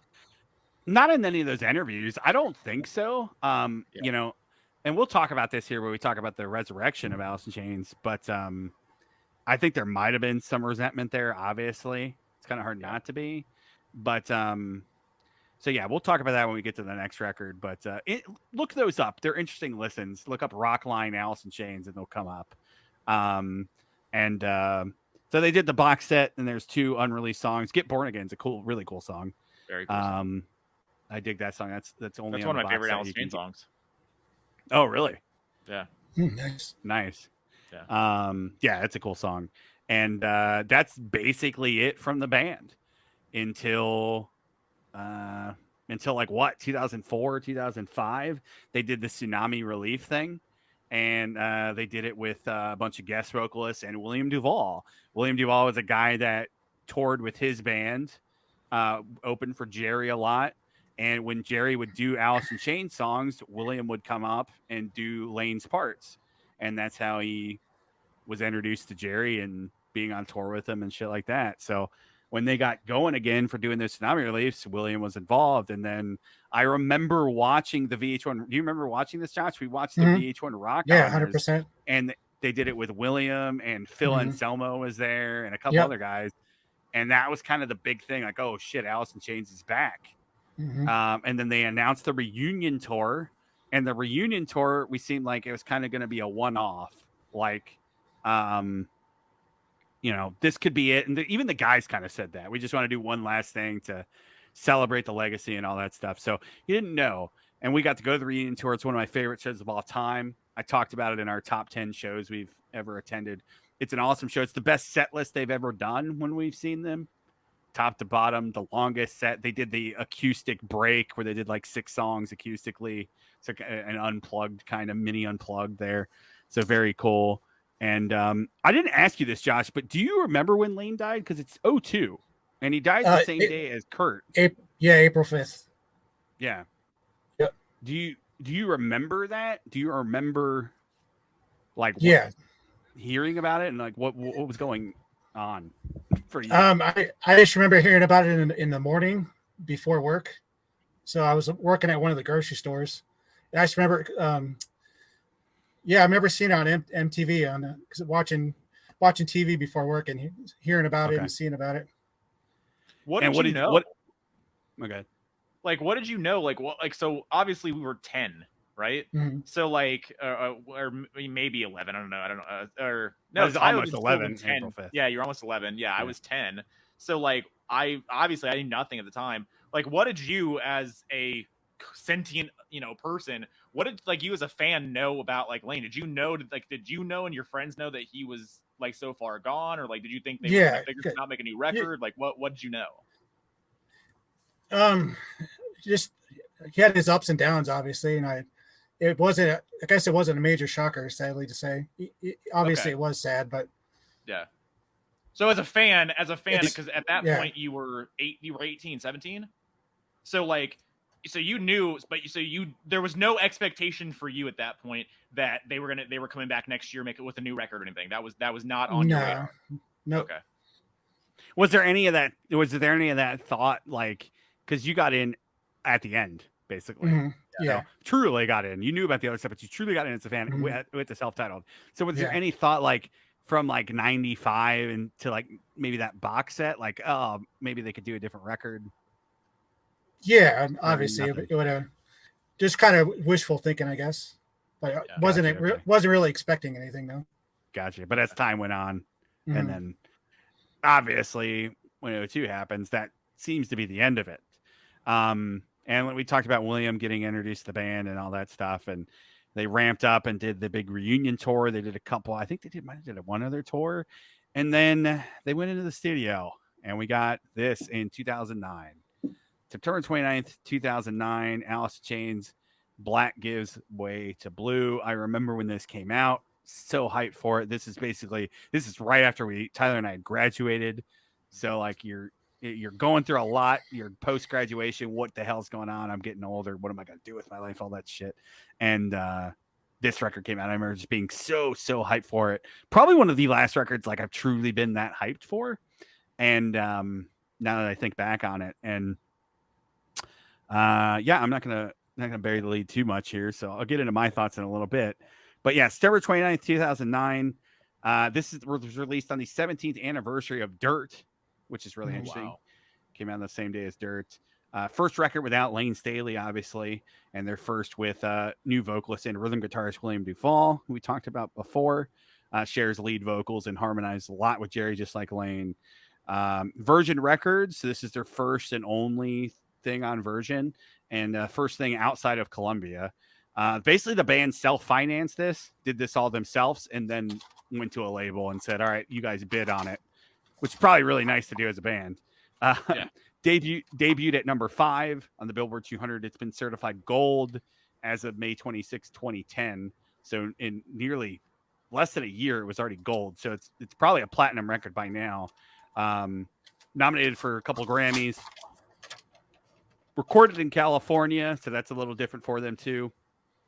So Josh, what are your thoughts, and where do you rank Black Gives Way to Blue? I love it. I feel like it's an underrated album. Williams, very underrated artist. So we got to go back to 2006 in that reunion concert. I remember hearing and seeing William for the first time and just thought about how he was such a great fit with the band. Yes. So when this album was announced, it was super easy for me to be excited about it. Mm-hmm. And I remember being at work summertime here in new Alice in Chains. And I think it was it's probably Check My Brain. Check My Brain was the first single, I think. Yeah. I'm almost positive. Mm-hmm. Yeah. I remember hearing that song too and just being instantly stoked. Exactly. Any other standout tracks, thoughts, and where do you rank it? Your Decision, Acid Bubble, Last of My Kind. Some of my favorite songs on it. And I ranked it at number 6. Damn, okay. Low. You son of a bitch. All right. Tyler, what are your thoughts on it? This would be interesting because you know how much I love this record, but I never really heard your thoughts on it. So yeah, I mean, I think we talked about this with the show, the favorite show episode. But I remember because this is your first vinyl record ever. So I remember I was in my first apartment, and I had my records there or whatever. And then I don't know if you had bought it before and you're like, well, I have a record, and then you showed me that and you brought it over or whatever. And we looked at it, or maybe you bought it and then you came over. I don't remember when the production of the vinyl came out, whatever. But I remember that, and I I remember you being so stoked about it, obviously, because Alice in Chains, I knew it was a big your brother band, which I know all your brother's bands you have a certain a certain respect for and a certain place because they're obviously what you grow up with. So, and then obviously I knew that you did the reunion show and that was a big deal for you. But I had never listened to it. I had never dove in further than whatever me and you had listened to with each other in the trucks or the cars or whatever, right? Okay. So I knew. I knew just obviously it's Williams' first record. I didn't know what to expect for a sound necessarily, and I didn't know what they were going to talk about on the record. I had expectations, I guess, going into this, but I didn't know. And to no surprise, and to to my satisfaction, they open with "All Secrets Known," and that's an entire song about basically the demising, the resurrection of Alice in Chains and stuff, and coming to terms with Lane a little bit, and the new chapter of Alice in Chains, and talking about how obviously, I guess I wasn't there, but I guess there was a lot of people that were criticizing the fact they were bringing the band back after Lane had passed away, which again, in hindsight, is insane because it's still Alice in Chains, but it's no longer Lane's obviously in the band, but there's still all the other guys are there. So obviously, besides Mike Starr, but like it's the band still. I don't know what we're so upset about to today, So the opening track, I liked it a lot. That was all. I think the opener's all Jerry. And then Last of My Kind, that's the first Williams song. And so that was my first introduction. I've watched videos of Lane doing stuff, or not Lane, of William doing stuff live. But honestly, I've just watched him do Lane songs or watched him do old Alice in Chains songs because I wanted to hear what he sounded like, and he sounded good. Like I had no reference for his originals, right? So Last of My Kind, I liked that song a lot. When I read more into it, and then they said like it's you can take it as them talking about the literal religious sense in the song, talking about excommunicating from a church or from a religion of some kind, holy kind of stuff or whatever, or taking it as the last of the grunge bands that are still around making their music that are still relevant or whatever, right? You can take it both ways. Both are good. I was definitely pleasantly surprised with how much I liked the record a lot. So much, and top to bottom I was pretty into it. I think for my money, for my money, I think I'm going Black Gives Way to Blue is my favorite song on the record. That's the closer. Okay. It's 2 minutes. Yeah. It's the closer. Elton John plays. There's two versions of it, I guess. There's Elton John plays on the one, which is insane. That no disrespect to Alice in Chains whatsoever, but the fact that Elton John is playing piano on their comeback record, that's a pretty crazy thing that think is possible, right? And so that song, it's like 2 minutes long, and it's basically Jerry putting Lane to rest, and a lot of that record has allusions to Lane. Your Decision, right? Your Decision, that's basically entirely about Lane, entirely about Lane isolating himself from the world and going into his hole and not really associating with anybody for so long at the end of his life. And and Jerry coming to terms with that and letting him go and whatever. It's a really heavy record. It's a real heavy record in an entirely different way than what the records were before, because the records were heavy before because it was all about you're dying. I'm going to die, like whatever. And that's a lot of Lane, right? But a lot of Jerry too was we're not long for this life, right? And now this record is about Jerry being here and Lane being gone. And Jerry's life now. Not about his death, it's about Jerry's life, and about the band's life and the band continuing on. And I really liked that. We're going to the next record, but I liked that they did move on. Like there were still illusions and stuff on the following records, but this is the record that really put the bow on the Lane Staley chapter of Alice in Chains and putting that to rest, it's a really heavy record. I like it a lot. For my money, I put it at 2. Nice. Yeah. Nice. And you had Dirt number 1. Gotcha. I had Dirt number 1. Yeah. On echo a lot of what you guys said. This is my number one. This is my Alice in Chains record, just like kind of this like the self-titled is Josh's. Like I was 17 when this came out, getting out of high school. 18 actually. So getting out of high school, trying to figure out what I'm doing with my life, that type of stuff. So this record came out at the perfect time where I could really digest it too, and really appreciate it. To me, this is the first time I've listened to it all the way through in quite some time. This last week, maybe 2 or 3 times I listened to it, and to me, it's an amazing record, man. It's one of the best comeback records of all time, and maybe we'll do that episode someday. Comeback records could be interesting. But it brings me back to a different time, and the hype for this was so real, but it lived up to it. It feels contemporary of the time. I think Nick Raskulinecz, I think that's how you say his name, the producer. He's done a bunch of shit. He's done Foo Fighters. He did a lot of the last Rush records. Big time producer. I think he does a really good job with this.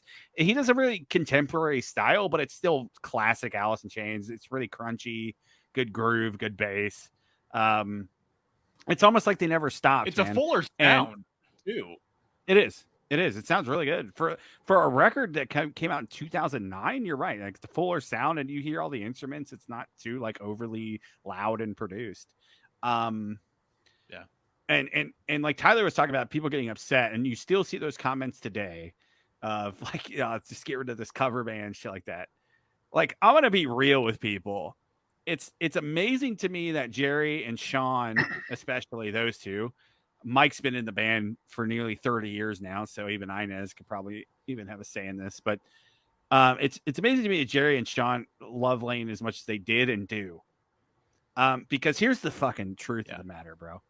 When money gets in the way of things, people tend to turn on each other. And when you're on the precipice of being one of the, not just a big band, one of the biggest bands of the decade, like you're on the precipice of making, obviously they're millionaires, but you're going to be squillionaires, like Lars said. Yeah. Like you're at the point where that makes or breaks friendships, relationships, brotherhoods, all that type of stuff. Blood brothers hate each other over this shit. Yeah. So for them to not do something for so long is really impressive. And I'm going to be real with you. Lane appreciated his drugs more than he did Alice in Chains. Because if he didn't, Lane would still be here, and he would probably still be in Alice in Chains. So, like, it sucks. It's sad to say. Lane's great. Everybody loves Lane. He's an amazing vocalist.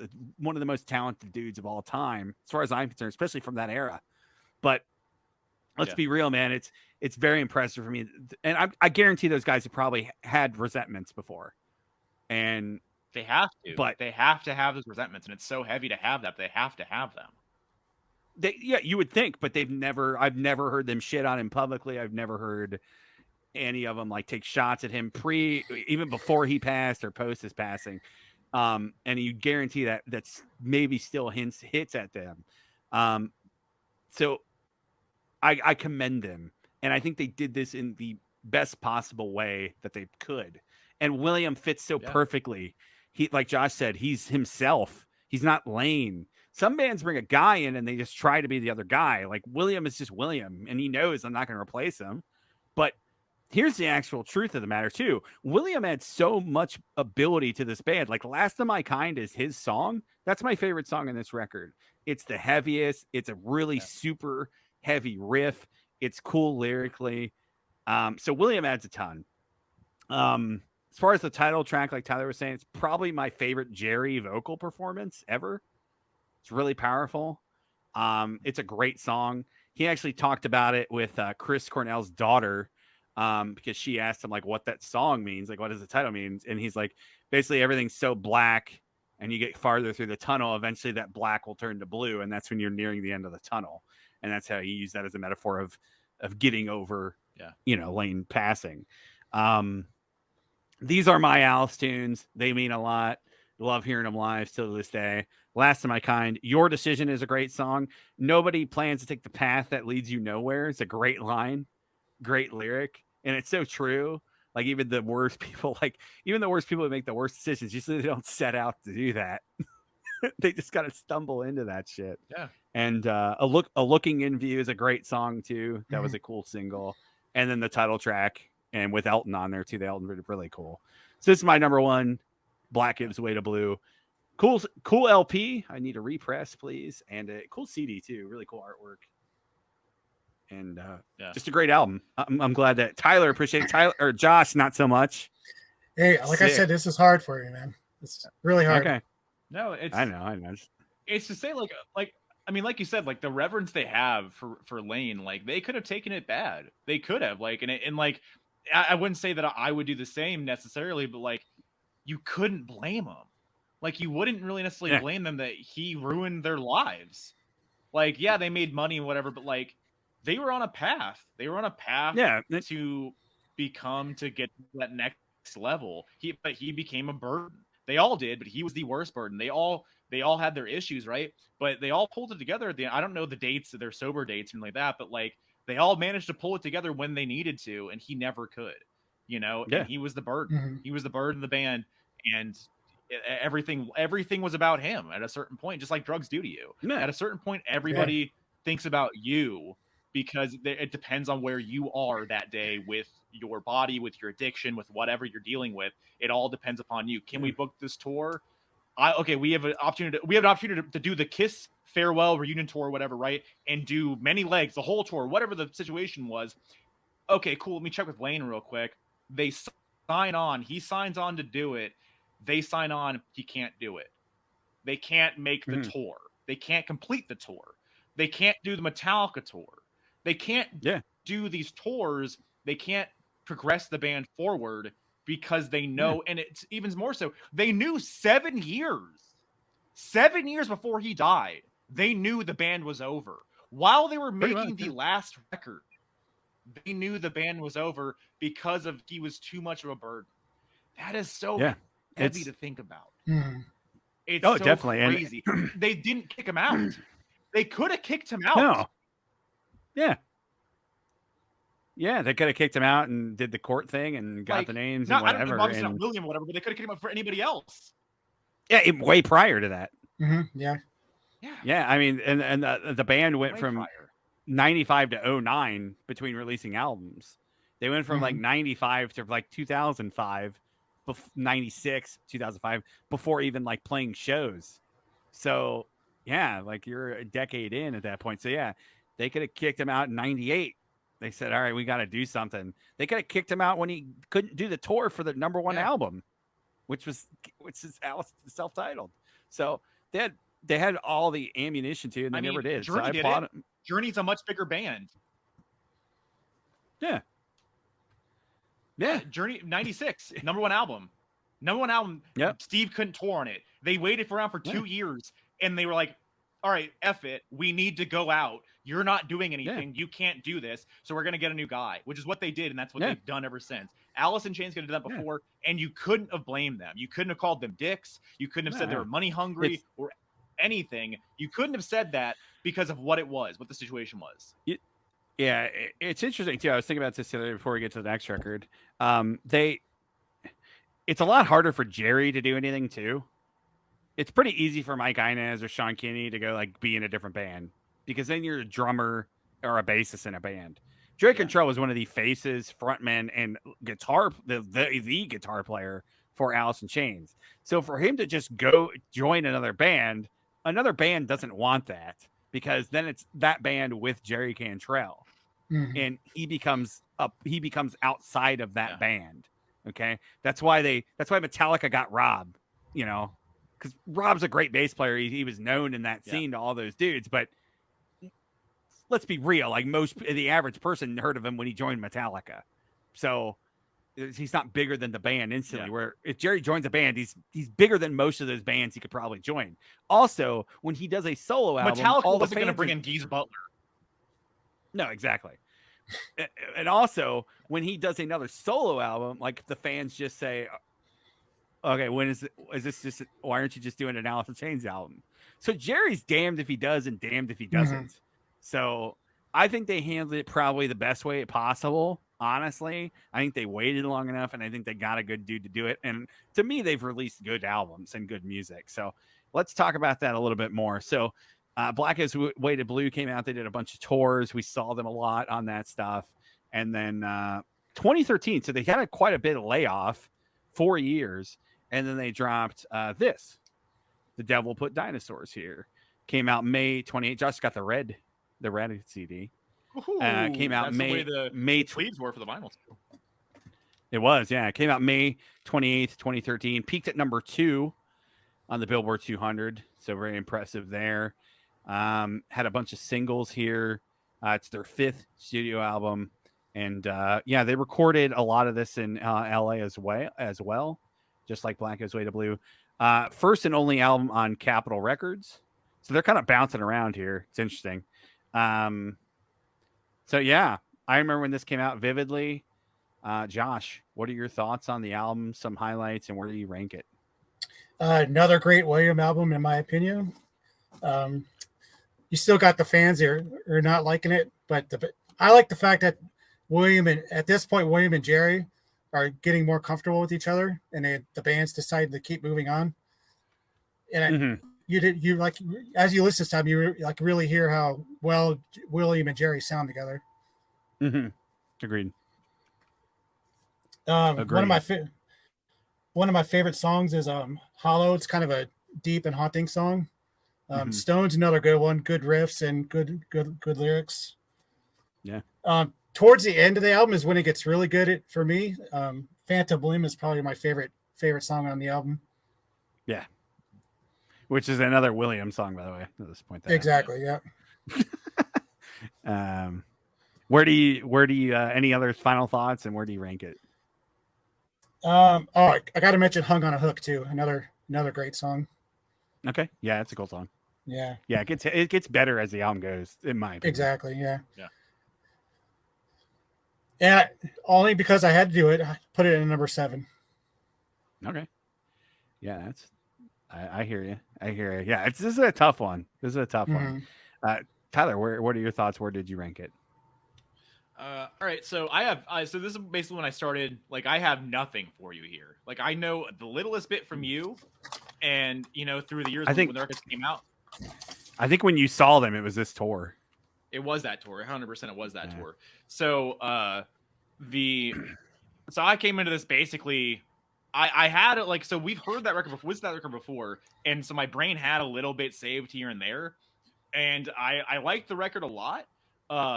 As we found out in my old age here, that I like doomy stoner metal. I like that shit a lot.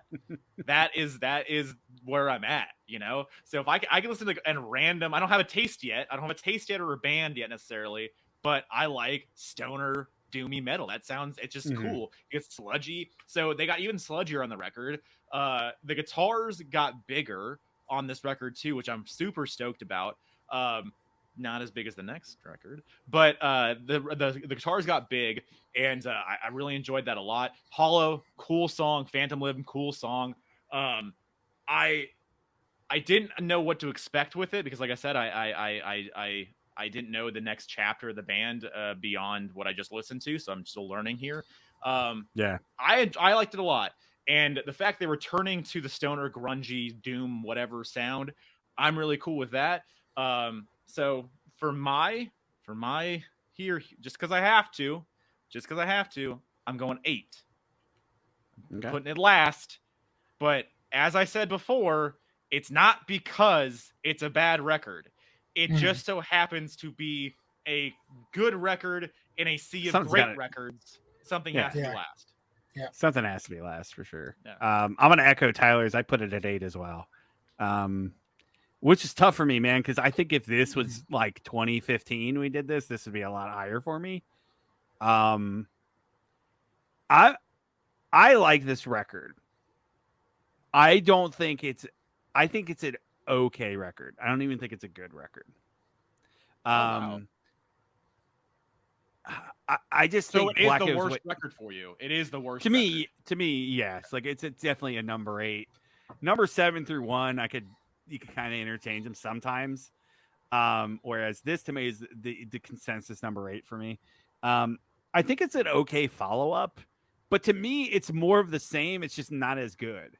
I would have liked it if they went in a completely different direction like they used to do back in the day. Like I would have liked if this was an EP It was a different vibe. Oh, wow. Or just way darker or something, or the production is way different. Because Nick does the production on this one too, and it's good, but it's just more of the same.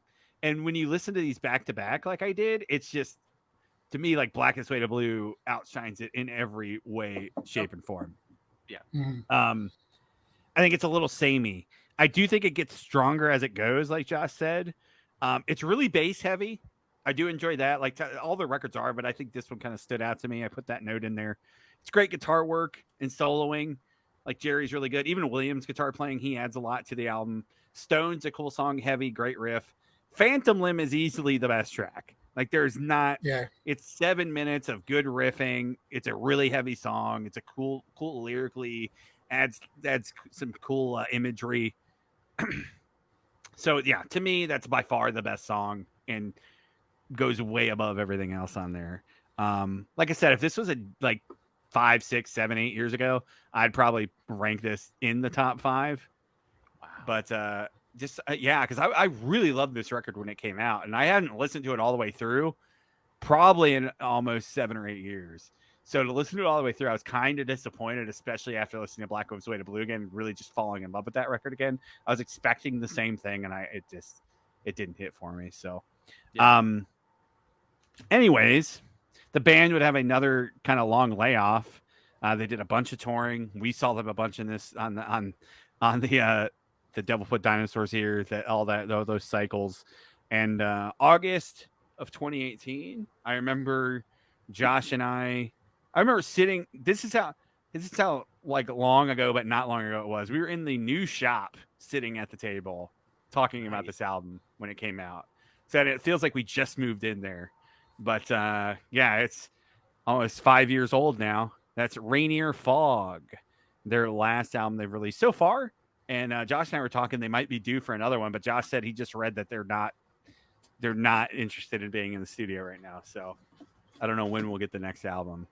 But as of now, this is their last record. Like I said, August 2018.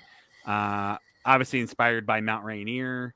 So they're going back to more to Seattle roots. They went back to Studio X in Seattle to record a lot of this. So going back to the roots, literally. I remember the build to this. It was really big. A lot of cool singles. Debuted at number 12. So they're still debuting, really high, which is still really impressive. Number 1 on the top rock albums. First top 10 album in the UK, which is crazy. And they also got nominated for another Grammy in 2019. So yeah, Rainier Fog. Josh, what are your thoughts, highlights, and ranking? Like you said, they kind of go back to their roots, in my opinion, with this album. And I feel like it's Williams' best work. It's definitely my favorite William album. Gotcha. The one, the first song, it kind of the guitars kind of remind me of Grind. So listening to this album, it kind of reminds me of old school, older Alice in Chains. Sure. What other songs? You got anything else? The one is a cool song. It's a great opener. Yeah. Like Tyler said, they always have good openers. Rainier Fog is probably one of my favorite songs from the album. Okay. Agreed. Also Drone it's kind of like a Black Sabbath-y song, in my opinion. Okay. Get some Sabbath vibes with that song. Also love Never Fade. It was inspired by Chris Cornell, the passing of Chris Cornell. So you got to love that. Mm-hmm. Another Williams song. Yeah, exactly. Yeah. Any other songs, thoughts, and where do you rank it? I'll go with Drone and Never Fade as my favorites, and I put it at number 3. Wow. Yeah. Where did you put Blackest Way to Blue? 6. Wow. Damn. Shit. That's crazy. All right. Josh, Tyler. This was hard for me because growing up, obviously I'm older than you guys, so growing up with all the older stuff, I was like, I didn't know how to do this. Yeah. Yeah. No, I agree. But like I said, with this album, it kind of reminds me of like being a kid again, listening to the older Alice in Chains. It kind of feels like they go back to the roots with this album. No, they do, and I And- think they kind of did and- that consciously. That's why they went Yeah. back to Seattle, and that's why the name is what it is, and Yeah. like that. And we need it. We need another album because as they go on, like William and Jerry just keep sounding better and better together, and you can just see how William's a perfect fit for the band. Yeah, I would be curious to see where they go. I would like I was saying before with Devil with Dinosaurs here. I would like something out of left field though, but I'll give my thoughts soon. But Tyler, go ahead. All right, so first time I ever heard this record, like at all. I don't think we might have, but I don't have. When I listened to the record the first time, I didn't have anything saved in my mind, so we might not have listened to this together at some point. I don't remember, but I had no memory of it. So first time taking it in, the guitars got bigger here. The bigger guitars of this record got louder. I was really satisfied with that because I like big, sludgy, weird guitars, and they brought that. The one super cool opening track of the record, liked that a lot. Red Giant is also Red Giant into Flying to Drone. That middle portion of the record, I like that transition a lot. I think Red Giant, for me, I went back twice on it. I like that song a lot. I listened to that when I went and got my tea. I was listening to the record and I put on Red Giant and I put it on. I was like, it was playing out and I was like, this fucking song's badass. So Red Giant was super sick. It's easy to put Never Fade as my favorite song on the record because of just the subject matter, obviously, right? And him writing about Chris Cornell or just deaths in the scene, and then he talked about obviously thinking about Lane or what have you, I guess too. So it's a very heavy throwback to what the world has unfortunately come to here within that scene and within that era, because now they truly are one of the very few bands that is together anymore. It's them and Pearl Jam. Exactly. It's obviously the other bands are still kind of out there in certain forms, I guess, in some way, shape, or form. But it's a really heavy subject matter there.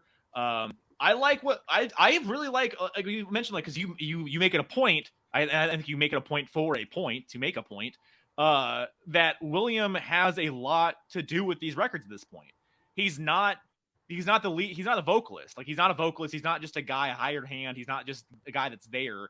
He's a guy it's his band. He's in the band. He's writing the songs. He has as much to do with these songs in a lot of ways as Jerry does. Jerry still writes the majority of stuff, I assume, I would think. But he does. William puts his stamp on every record. So he's not just singing whatever Jerry writes. It's a collaborative process. So it's super cool. The more comfortable they get, the better it's going to get. They're 3 records deep.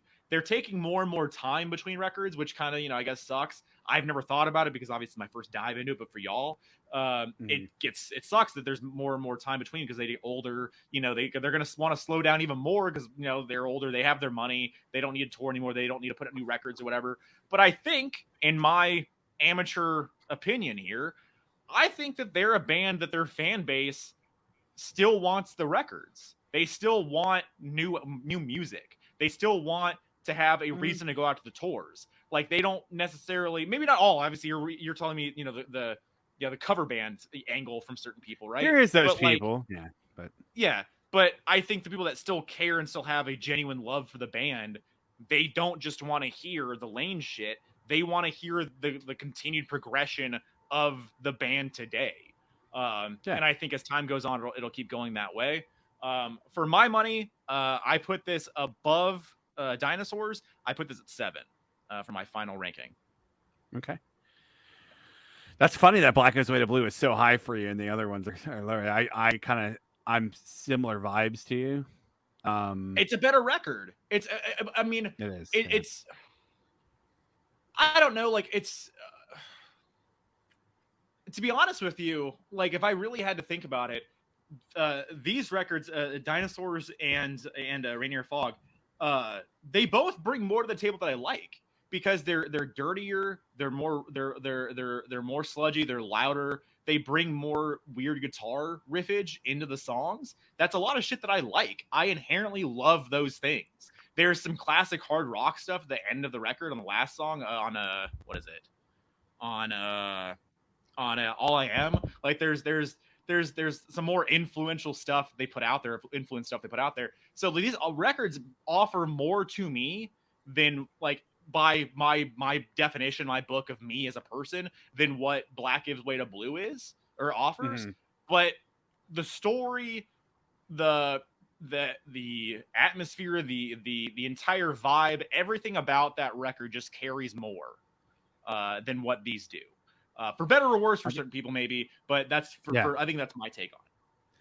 Yeah, I can echo that. I put it at 6, so very similar wavelengths there. I think it could be higher. Like if we did this 5 years from now, I think it could work its way up. I don't know how. Yeah, I don't know how much higher because I don't know if it's going to bump Facelift or Jar of Flies or the self-titled or definitely not Dirt or Black Ops Blue. So I don't know, maybe one higher. Maybe I could see it going above Facelift someday. I think like this should have been the follow-up because it has it's got some different stuff to it. Maybe is a really kind of cool ballad. I think it's a really good Alice in Chains ballad song. Never Fades, my favorite song. It's the catchiest song. It's the Williams song on there. It's heavy as hell. The dude can write good riffs. So Far Under is a cool song too. That's another. William and Jerry did that a lot together, but it's a lot of William influence. The title track, the one All I Am, I really enjoy too. Is a good closer. I think it's a really great second half album. Like I think it gets stronger. It's kind of just like Dinosaurs. Where the beginning is kind of hit or miss. But it's really good crunchy riffs. It's great vocals, harmonies. They always nail those. I think Nick is a fine producer, but I think they need to change it up on the next record. I really want to hear a different sound again. Like I think we're getting into samey territory, and you go to Facelift to Dirt to the self-titled, and then you throw in Sap and Jar of Flies. None of that shit sounds the same. They all have that same Alice Chains vibe, but a lot of it is very different in writing and tone and where they're at. And maybe this is just where they're at in life now, which is fine.